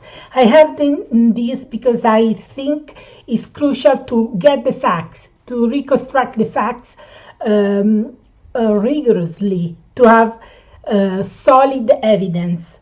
I have been fighting in the United States, in the United Kingdom, in Sweden and in Australia. I'm represented by 7 lawyers. I'm doing this work completely alone, just because I don't want these people to win. I want to discover what they have done. I want to unearth evidence of their abusive, horrific treatment of Julian Assange, and I want facts. 4 powerful nations are using all their legal resources to deny a journalist access to the documentation on the case. It means that this documentation is something like dynamite. Had it been bureaucratic correspondence, they would have never spent the last 6 years trying to fighting against my attempts to access it.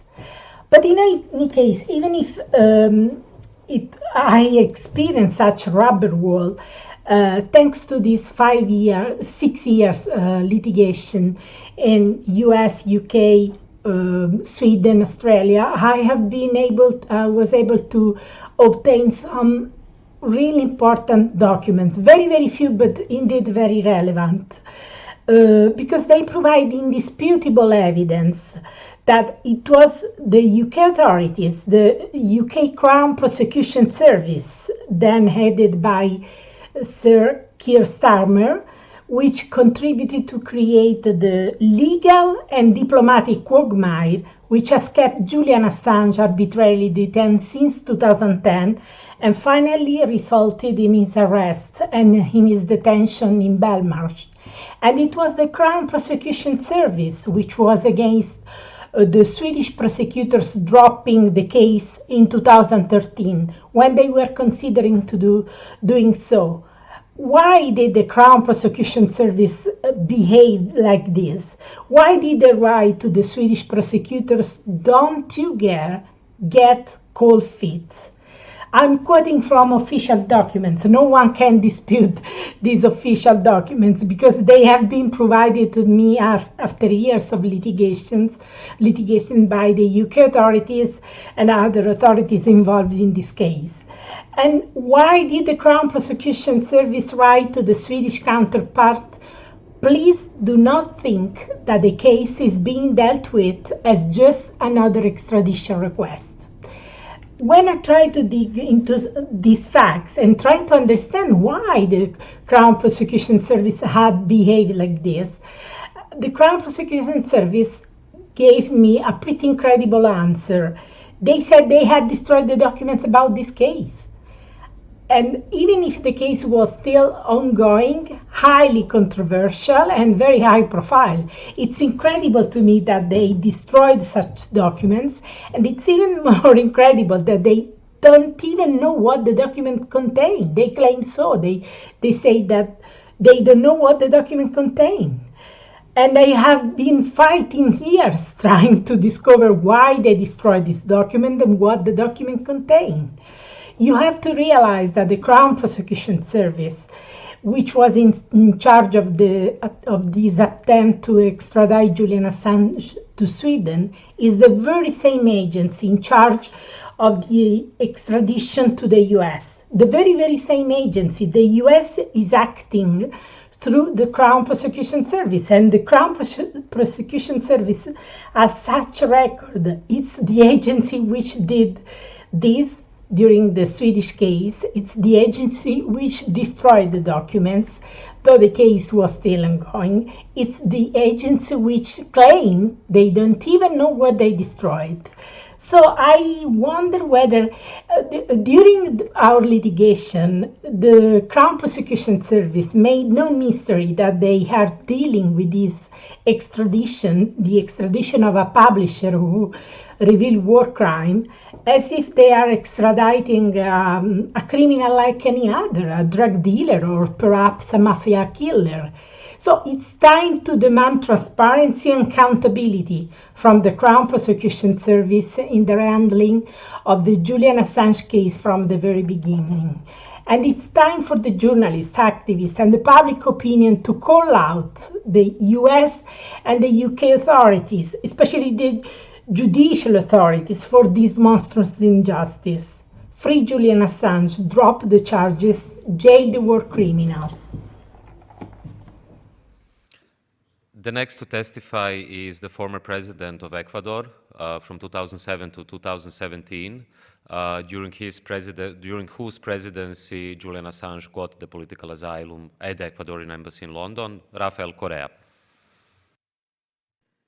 Señores magistrados, señoras y señores, los saluda Rafael Correa, presidente constitucional de la República del Ecuador desde el año 2007 al 2017.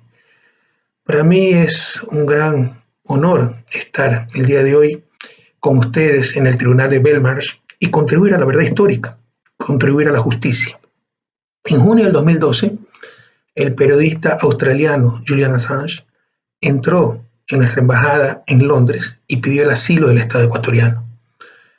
Casi 2 meses después, y luego de una profunda investigación, un extenso informe, dicho asilo, en ejercicio de nuestro derecho soberano, fue otorgado, sobre todo fundamentado en que no había las garantías para el debido proceso, puesto que había un riesgo cierto, real, de que Julian Assange fuese extraditado a los Estados Unidos, donde ya había sido condenado por los medios de comunicación y donde querían aplicar una ley que incluía la pena de muerte, pena prohibida en todos los instrumentos interamericanos de derechos humanos, en todos los instrumentos mundiales. Jamás fue nuestra intención interferir con la justicia sueca. Siempre estuvieron abiertas las puertas de la embajada para que se interrogue a Julian Assange. Julian Assange ni siquiera estaba acusado en Suecia. Querían interrogarlo. Eso se puede hacer en la embajada. Lo habían hecho antes. La fiscalía sueca no lo quiso hacer. Al final lo hizo, después de muchos años, 4 o 5 años, demostrándose que siempre pudo interrogar a Julian Assange en la embajada del Ecuador en Londres. Jamás fue nuestra intención interferir con la justicia sueca, pero sí defender los derechos humanos de alguien que había solicitado el asilo del Estado ecuatoriano. En mayo 24 del 2017, entregué democráticamente el gobierno a mi sucesor, Lenín Moreno. Ya el 30 de mayo se reunía con Paul Manafort, ex jefe de campaña de Donald Trump. Esto se conoce porque ustedes saben que Paul Manafort ha sido condenado, se declaró culpable de lavado de activos y otros cargos.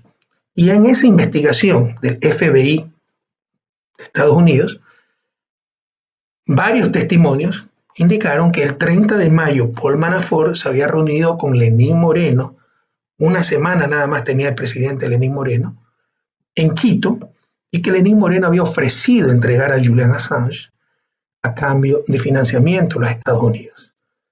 Luego, pues, realmente Julian Assange lo que recibió fue una tortura en la embajada ecuatoriana, maltratándolo, quitándole muchos servicios, muchos derechos, comunicaciones, internet, espiándolo deliberadamente y presionándolo para que decidiera salir por sus propios medios de la embajada, lo cual no lograron. Finalmente, después de un acoso brutal, inhumano, atentatorio a los derechos humanos de Julian Assange, por primera vez en la historia, un gobierno permite que entre una fuerza armada a su embajada y la policía británica entra en la embajada del Ecuador para capturar a Julian Assange y el Estado ecuatoriano entrega a Julian Assange. Quiero decirles que esto también contradice totalmente, brutalmente, frontalmente, la Constitución ecuatoriana que dice, leo, artículo 41, se reconocen los derechos de asilo y refugio, de acuerdo con la ley y los instrumentos internacionales de derechos humanos. Las personas que se encuentren en condición de asilo o refugio gozarán de protección especial que garantice el pleno ejercicio de sus derechos. El Estado respetará y garantizará el principio de no devolución. Repito, el Estado respetará y garantizará el principio de no devolución. Artículo 41, Constitución del Ecuador. Este artículo fue destrozado por el gobierno Moreno. Nadie dijo nada a nivel nacional, porque la prensa es cómplice de esto, la prensa ecuatoriana, y a nivel internacional tampoco, ¿no? Porque todo el caso de Julian Assange fue terriblemente politizado. Quiero decirles que yo no conozco personalmente a Julian Assange.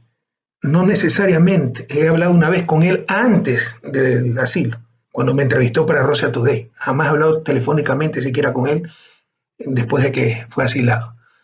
Y no es que necesariamente concuerdo con todo lo que hizo, pero sí con sus derechos humanos de tener un proceso justo. Y sí estoy totalmente en contra de la doble moral sé, como ex jefe de Estado, que los Estados requieren mantener cierta información confidencial, pero no se puede tener en la confidencialidad crímenes de guerra, crímenes de lesa humanidad. Y no se puede perseguir y condenar al que devela esos crímenes, más aún, ser perseguido por los criminales, por los que cometieron esos crímenes. Ojalá se inaugure la justicia, ojalá se ponga fin a tanta doble moral, ojalá se ponga fin al suplicio de un ser humano como Julian Assange, que lo que dijo fue la verdad. Un inmenso abrazo y mucha suerte. El mayor de los éxitos en el sentido de que prevalezca la justicia, la verdad en este proceso. Muchas gracias. Muchas gracias, Mr. Correa, and thanks everyone for your patience. We have 4 more members of the Belmarsh Tribunal giving their testimony today. The next one is Annie Machon. I hope I pronounced it well. Blame it on my Balkan origin and my Balkan English. She is a whistleblower and a former intelligence officer of MI5. It is my very great pleasure to join you today to support Julian Assange and to hope for the best in his legal case. And I come to this area because I myself was a whistleblower many, many years ago, because I used to work in the early to mid-1990s as an intelligence officer for the British security service, MI5. And that was where I met my former partner and colleague, a man called David Shaler, who became a very notorious whistleblower in the late 1990s. And by doing so, we automatically broke the draconian terms of the Official Secrets Act in the UK. And we fled the UK, went on the run literally for a month around Europe, lived in hiding in a remote French farmhouse for a year, and then another 2 years in exile in Paris. I and our family and our friends and even some journalists were arrested around the scandal of this case. And David himself paid a very heavy price. He went to prison not once but twice. First of all, when the British tried to extradite him from France, but failed in 1998. And also when he returned voluntarily and then was put on trial under the Official Secrets Act and went back to prison. So it was a very difficult 7 years. And we had to work exclusively, of course, at that point with the mainstream media, the old legacy media, which, because of various laws in place and various ways that the British establishment can control the mainstream media in the UK, meant that they can sometimes work as a blockage. There was also a slight problem because David took carefully curated documents, nothing containing agent names, to his journalist co-workers. And those documents were held by the newspaper, and those documents were handed over when the police came knocking with a production order. So the proof of what David was saying was lost because of this. So fast forward to 2009, when I first had the pleasure of meeting Julian Assange, and he was describing the vision of WikiLeaks, which was to get rid of that sort of media blockage, the old media blockage, and present information directly from the whistleblower to the citizens so that they could make up their own minds about whatever it was, corruption of intelligence agencies, corruption of government, corruption of big corporations around the world. And for this, rightly, he has been lauded as, 1, a high-tech publisher of incredible vision, and 2, as an award-winning journalist. And this takes me on to his current situation, because he is being persecuted for being a publisher and being a journalist. And yet his vision with WikiLeaks was to protect the whistleblowers and not persecute them, to offer a degree of anonymity, to offer a degree of proof, to show exactly what they were revealing. I mean, it's a wonderful, wonderful thing to have built, both technologically and from a humane point of view, and also as a media outlet. So I salute him for that. However, despite all these awards and all these plaudits, he is not being accorded the same degree of respect as other more mainstream, old-style journalists have been for exposing exactly the same situation. Most notably, what is known in the US as the New York Times example, where they were working at one point very closely with WikiLeaks, producing information that WikiLeaks had given them, and yet they are not being prosecuted, but WikiLeaks founder Julian Assange is. We also have another very weird case of a guy called Christopher Steele, who was a former MI6 intelligence officer, who has now set up his own mercenary spy company for hire. And he was the person who created what became known as the dirty dossier on Donald Trump and his visit to Russia, which has been discredited. And he was then sued by some Russian oligarchs in US courts. And he has been accorded US First Amendment rights, which is the freedom of expression. And this basically means that even though he is a UK citizen and resident in the UK, not in America, not a US citizen, he can have First Amendment rights as a journalist and a publisher under US law. And yet this is precisely what is being specifically denied to Assange if he were to be extradited to the USA. This is something I find absolutely disgusting. So I just really want to finish by saying it has been a pleasure over the years to meet with Julian Assange. He is one of the most ferociously bright people I've ever met, but also very good company and incredibly witty and very humane and protective of whistleblowers who might be vulnerable going forward and trying to expose the crimes that their fellow citizens should be able to read about. I really hope in this particular case coming up at the end of October, just for once, that UK justice will prevail, do the decent thing, and release this very brave, very courageous, very visionary and very humane man so that he can try and rebuild his life. And potentially the legacy he's left with WikiLeaks is going to preserve and protect other whistleblowers in the future. So all courage to Julian Assange. In 1971, Vladimir Dedijer and Jean-Paul Sartre published an article in the New York Times Review of Books where they speak about the importance of Pentagon Papers. 50 years later, I'm really proud to say that one of the greatest whistleblowers in history, Daniel Ellsberg, is joining the Belmarsh Tribunal. Hi, I'm Dan Ellsberg. 50 years ago, I was the first American to be prosecuted facing the same charges that Julian Assange is facing today. In my case, I copied 7,000 pages of top-secret material that realized the history of Vietnam as a history of lies, law-breaking, war crimes, many other things that the government was concerned to conceal from the public. And it was the first set of prosecution because having fought a revolutionary war against an empire, a product of that revolutionary war was our First Amendment, which forbids legislation that would abridge freedom of speech and freedom of the press.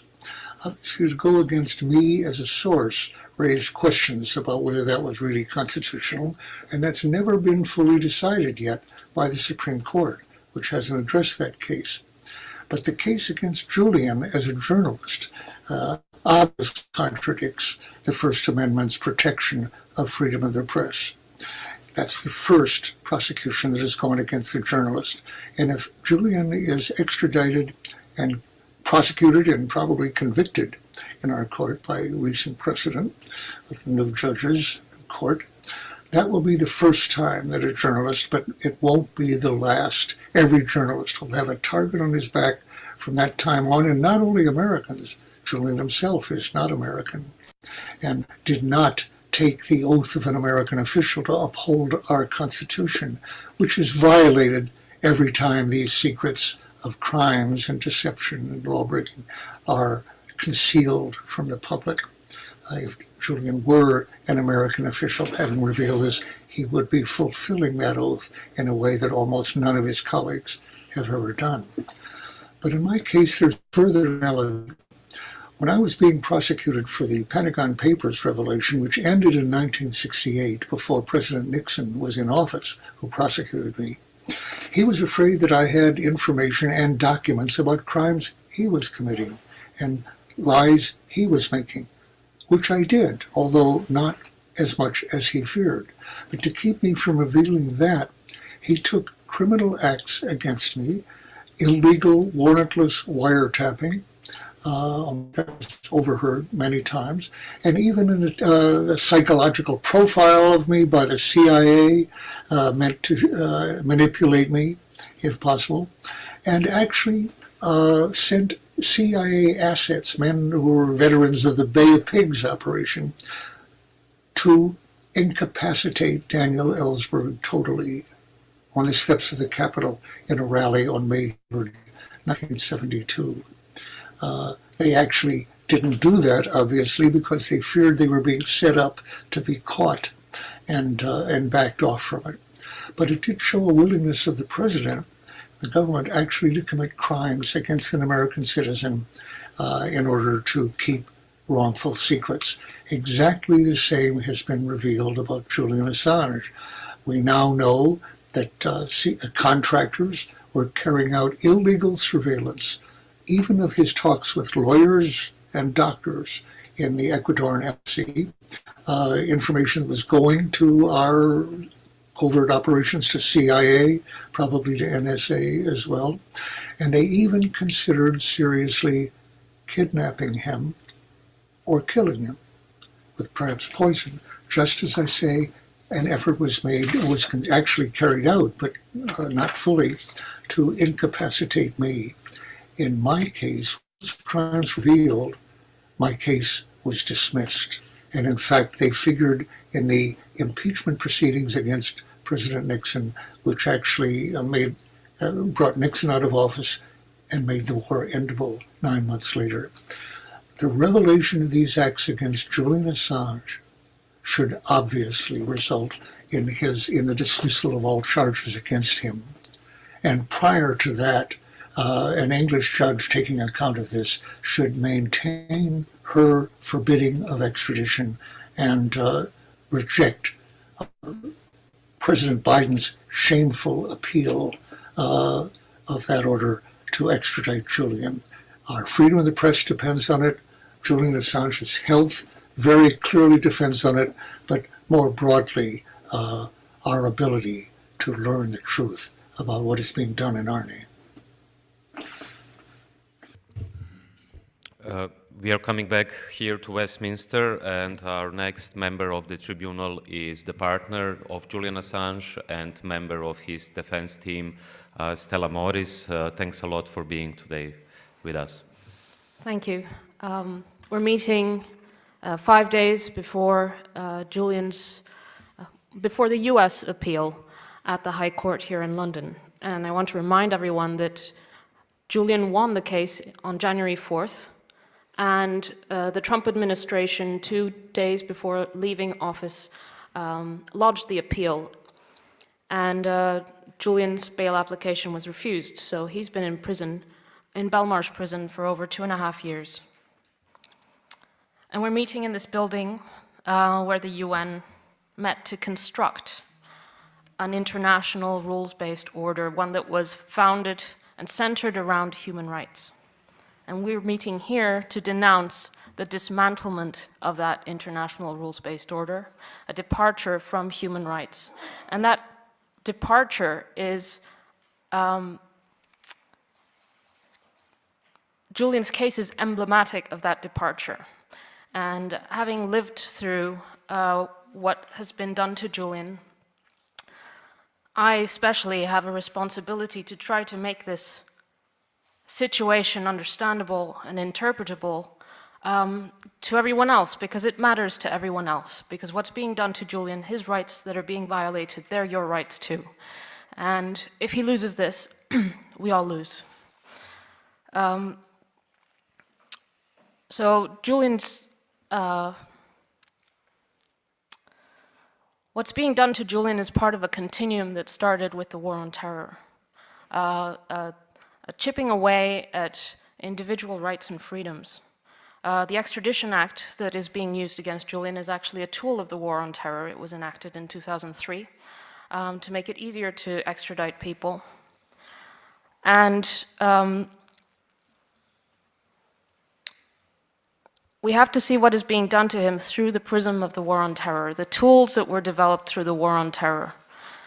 Julian was the person who, in our generation, has done the most to expose the war on terror. And the war on terror isn't just about illegal wars. It's not just about institutionalizing torture and rendition. It's about bringing home that dismantlement of our rights. Now, in the last few weeks, the mask has fallen in relation to the case against Julian. It's fallen because there was an article, well, it's been progressively falling over the years. There is no case, as others have said. This is just a naked political persecution. But there was an article published by Yahoo News just a few weeks ago, a 7,500-word investigation with over 30 sources, named and unnamed, high-level sources from current and past US administrations, from the National Security Council, from the CIA. And that story revealed that the extrajudicial assassination of Julian in London was discussed at the highest levels of the US government, that the 7th floor of the CIA in Langley, which is the director's office, requested sketches and options for how to kill Julian inside the embassy of Ecuador. They talked about kidnapping him too, about rendition, extraordinary rendition, which is what the CIA developed to kidnap people and take them across jurisdictions, to disappear them and then put them in a black site somewhere. And the embassy was essentially a black site towards the end. I felt that anything could happen there. Julian's lawyers were targeted by name, not just incidentally spied on. There are emails telling the security company to target Gareth Pierce, to target Aitor Martinez, to target Julian's legal team. And their documents were stolen. And Baltasar Garzon's office was broken into, just as the CIA was planning to murder Julian. And our 6-month-old baby's nappy was instructed to be stolen so that they could use that, analyze the DNA to check whether Julian was the father. This is flagrant criminality. We're dealing with criminals who have instrumentalized the law, instrumentalized the extradition arrangements with this country and their good relationships with this country to politically persecute an innocent man, a journalist, for doing his job. It didn't start with Julian, and it's not going to end with Julian. This article, which I recommend everyone reads, said that in 2013, the US government was trying to classify Glenn Greenwald and Laura Poitras, and possibly Ewan McCaskill as well, as information brokers in order to treat them as national security threats.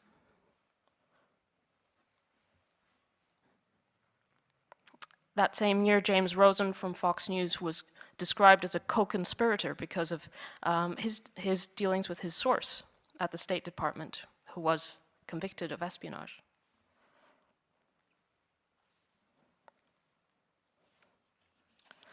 This continuum that from the war on terror, it's not just affecting Julian. It's exposed in the attempted reforms to the policing bill in this country, to the attempted reforms to the Official Secrets Act, to the attempted censorship of the internet.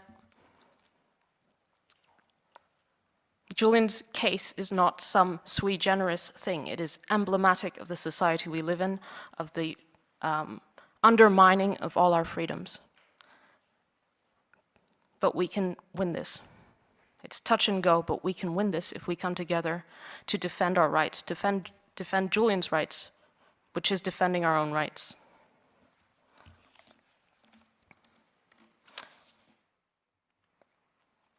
And all the major human rights organizations, all the major press freedom organizations recognize this. They're all calling for Julian's freedom because they can see that this is an attack on press freedom itself, on individual freedoms themselves. Julian is holding back a tide of authoritarianism, and if we win this, we can push back. But if we don't, we won't. Thanks a lot for your contribution, and we will win this. I'm sure in that.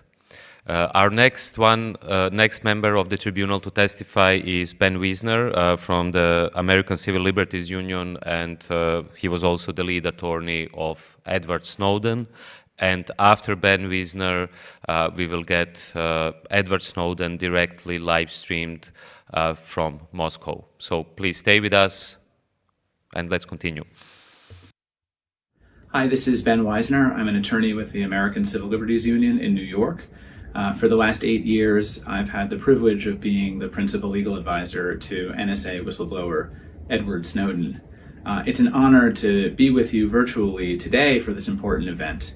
My brief remarks are going to focus on the threat that the prosecution of Julian Assange poses to press freedom both in the United States and abroad.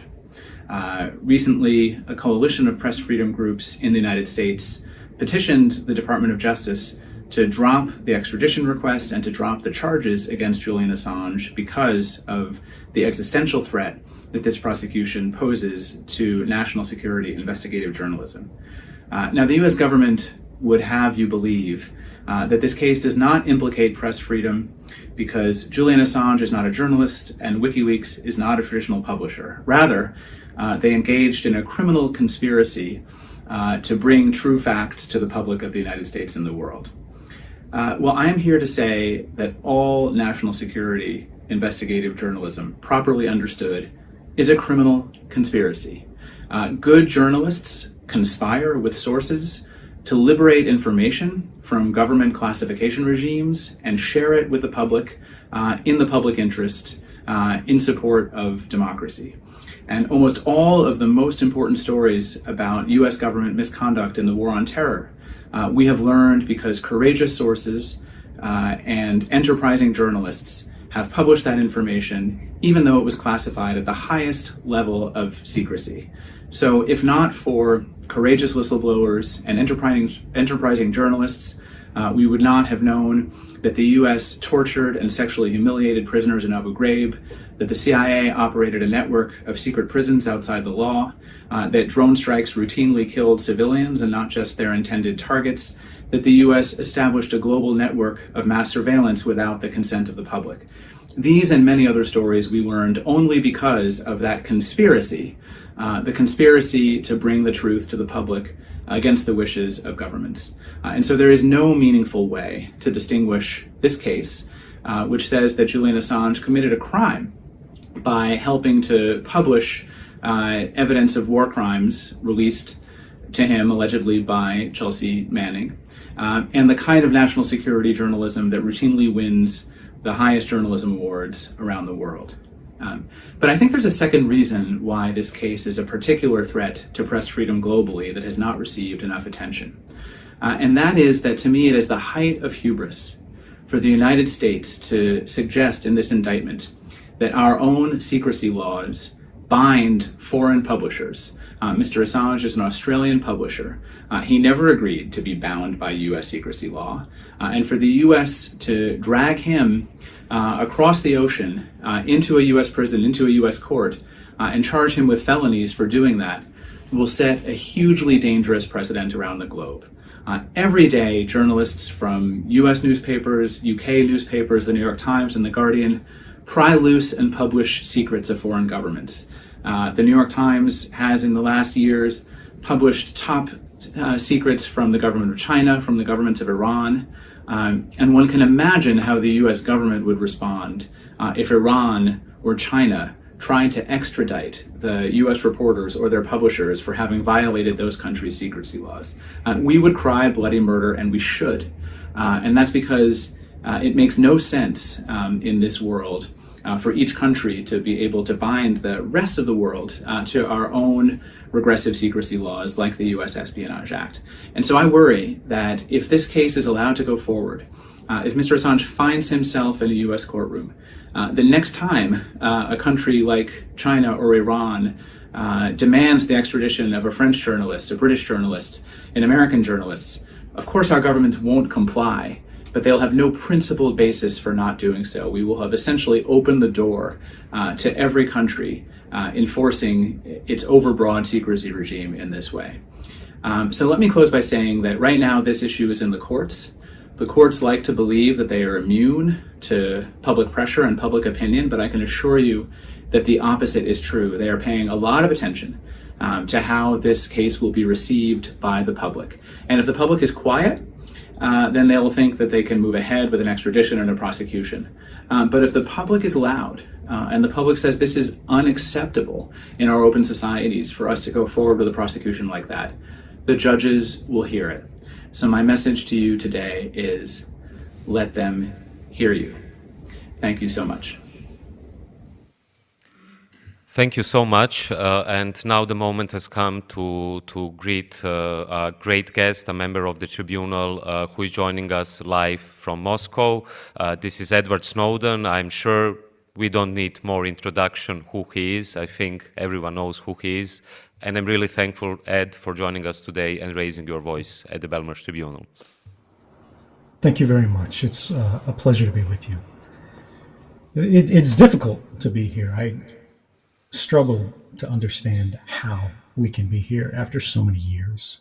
There have been so many stories told. There's been so much criticism. There has been so much deception. And where has it brought us? Has this been constructive? Is this a victory for us, for the state, for humanity, for our rights? When I came forward in 2013, I said the reason that I came forward was that we have a right to know that which is done to us and that which is done in our name by our governments.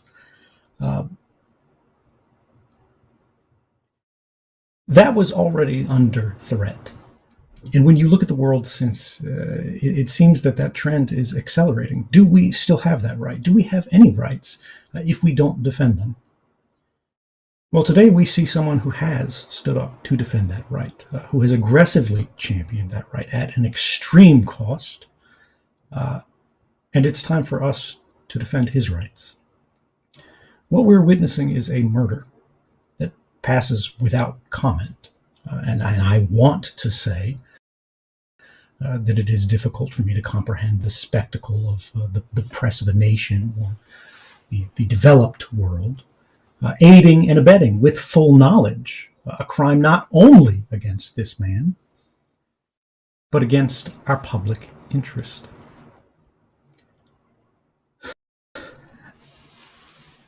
However, at this moment, that we all see this, we all feel it. It's no less familiar than the shoes on my feet. Everywhere we look, from Afghanistan to economics, from pandemic to pervasive surveillance, the obvious has been made unspeakable. It has become unspeakable because the truth of our circumstances could be taken as evidence in the defense of the actions of the out of favor. And in the eyes of the American state, few represent this class, a greater object of hatred than the person of Julian Assange. He has been charged as a political criminal, something that I understand quite well, but he has been charged as the purest sort of political criminal for having committed the transgression of choosing the wrong side. The charges, which are they are absolutely an unadorned legal fiction. We are told to believe that the state has these powers over what can be said and what can't be said, the things that can and cannot be said. But what happens if we permit that? Where does that lead? What are we? Can we be said to be free if even our power to express ourselves, to understand the facts of our world can be fenced off from us, and we look beyond, through the gauze, through the veil, at what could be the facts of the world, but we're not permitted to acquire them. Julian Assange did not accept that, and the charges against him reduced to an allegation to commit the crime of journalism in the first degree. Which is to say, when we look at it applied elsewhere, the same sort of publication of classified material that we see in the New York Times or the Washington Post, aggravated by a conspiracy to accomplish the same, which is simply uncovering an uncomfortable truth. But something distinguishes Julian Assange from the greatest newspapers of our day, and that is his independence. Julian Assange is not a person who will be told no lightly. I remember in the case of 2013, when I came forward and revealed evidence of mass surveillance, which the government of my country had constructed the apparatus of mass surveillance, an entire scheme that spanned the globe, with the participation of Australia, New Zealand, Canada, and of course the United Kingdom. And when the newspapers of all of these countries began publishing these things, one of the papers who held the archival material originally included The Guardian, who was headquartered in the United Kingdom, still is. And I remember reading a story. Of course, I wasn't there for it personally. I'm getting this secondhand. Who knows what we can rely on, the state of journalism as it is today. But they were approached by the British state, who said, okay, you've had your fun. You've done enough. Now it's time to stop. And they had to send their archival material away to the United States, to a partner publication, because they no longer believed that they were safe to continue publishing. And they were right. Agents of the British state went to The Guardian. They destroyed their laptop computers. They've got it on film, putting angle grinders to computer chips, trying to erase any trace that these stories had been written from within the confines of the newsroom. Now, Julian was not deterred by that, and he never would be. When you perform the level of surveillance against a person that has clearly been performed and is being performed, even today, certainly in prison, against Julian Assange, you understand at least something about that character. You understand what the breaking point is. You know what it'll take to make them bend. And he didn't bend. He will break before he does. He has consistently and continuously dared to speak the unspeakable in the face of opposition, in the face of power, and that is a remarkable and rare thing. That is the reason that Julian Assange sits in prison today. If you love the truth, as I think everyone here does, you wouldn't be listening to this, you wouldn't be watching this, you wouldn't be participating in this, you wouldn't care about this unless something in you told you that something important was happening here. And if you do care, as I think you do, you are a criminal of the same category as Julian Assange. In the eyes of the state, what differentiates you, what divides you from him, is only the degree. We share the same guilt. Each of us share in the crime, and we are unindicted co-conspirators in his quest to raise a lantern in the halls of power. Each of us shares in the forbidden desire to see justice done not merely to the instruments of these darkest moments of the human condition that we've heard about all day here, torture, extrajudicial killings, aggressive war, but to see justice done to their architects. And I have to say here, each of us will also share, and to me it will happen without the faintest regret, in his ultimate fate, if we do not stop what is happening now. What is happening to Julian Assange is a crime, and he must be freed. If we're going to free the world, we have to free Assange. Thank you, and stay free. Thanks a lot, Edward Snowden, for joining the Belmarsh Tribunal today. I would also add that what is happening to Edward Snowden is also a crime, and similar to what Tariq Ali said at the very start of the Belmarsh Tribunal, he should be considered a true hero in the United States. In other countries, he is already considered a hero.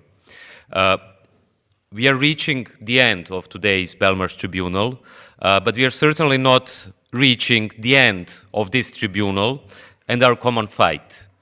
So before we conclude the tribunal, I just want to announce a few important informations. The first and most important information is that this tribunal early next week will publish verdicts and findings, which will be public. You can follow it on the Progressive International website. Also, I have to mention that already tomorrow on Saturday there will be a hopefully big march for Julian Assange, starting at 1 p.m. At the BBC Broadcasting House at Portland Place and marching to the High Court, the Strand. Then next week, during the extradition hearing, which is happening on Wednesday and Thursday, 27th, 28th of October, there will be a massive protest outside of the Royal Court of Justice, where the extradition hearing is taking place. And I also want to thank all the members of the tribunal who granted us their precious time and their precious testimonies. I want to thank the team of the Progressive International who made this happen. I want to thank our partners from DM25, Courage Foundation, and Novara Media, and also the Church House for providing the space for this tribunal. But before we end, I also have to mention that the work of the Progressive International and the work of the Belmarsh Tribunal depends on small donations. So please, everyone who is watching this, subscribe to the Progressive International and consider helping and supporting our work, which is definitely not ending today. Also, before we end, I just got a message from our common member of the tribunal, Eyal Weizmann, who would love to share an important information about atrocities which are happening as we speak. Is that on? Okay. As we're speaking here about the horrendous silencing of Julian Assange, his characterization as a terrorist, we've heard that in the break. I've received messages that our friends and partners in Palestine, the oldest and still largest human rights organization, Al-Haq, has been currently designated as a terrorist organization by the Israeli Ministry of Defense. So Al-Haq has literally exposed thousands of human rights violations in the occupied Palestinian territories. Its crime is pursuing Israel in the international tribunals and supporting the ICC prosecution, the International Criminal Court prosecution. So I think that, you know, it's a reminder that as we are speaking, those kinds of designation and silencing is going on. Thank you, Eyal. And instead of me closing the tribunal, let me invite my dear friend and the original member of the Sartre Russell Tribunal, Tariq Ali, to conclude this tribunal today. I think it's been an extremely useful meeting, a wide variation of views, very useful information which has been provided for us.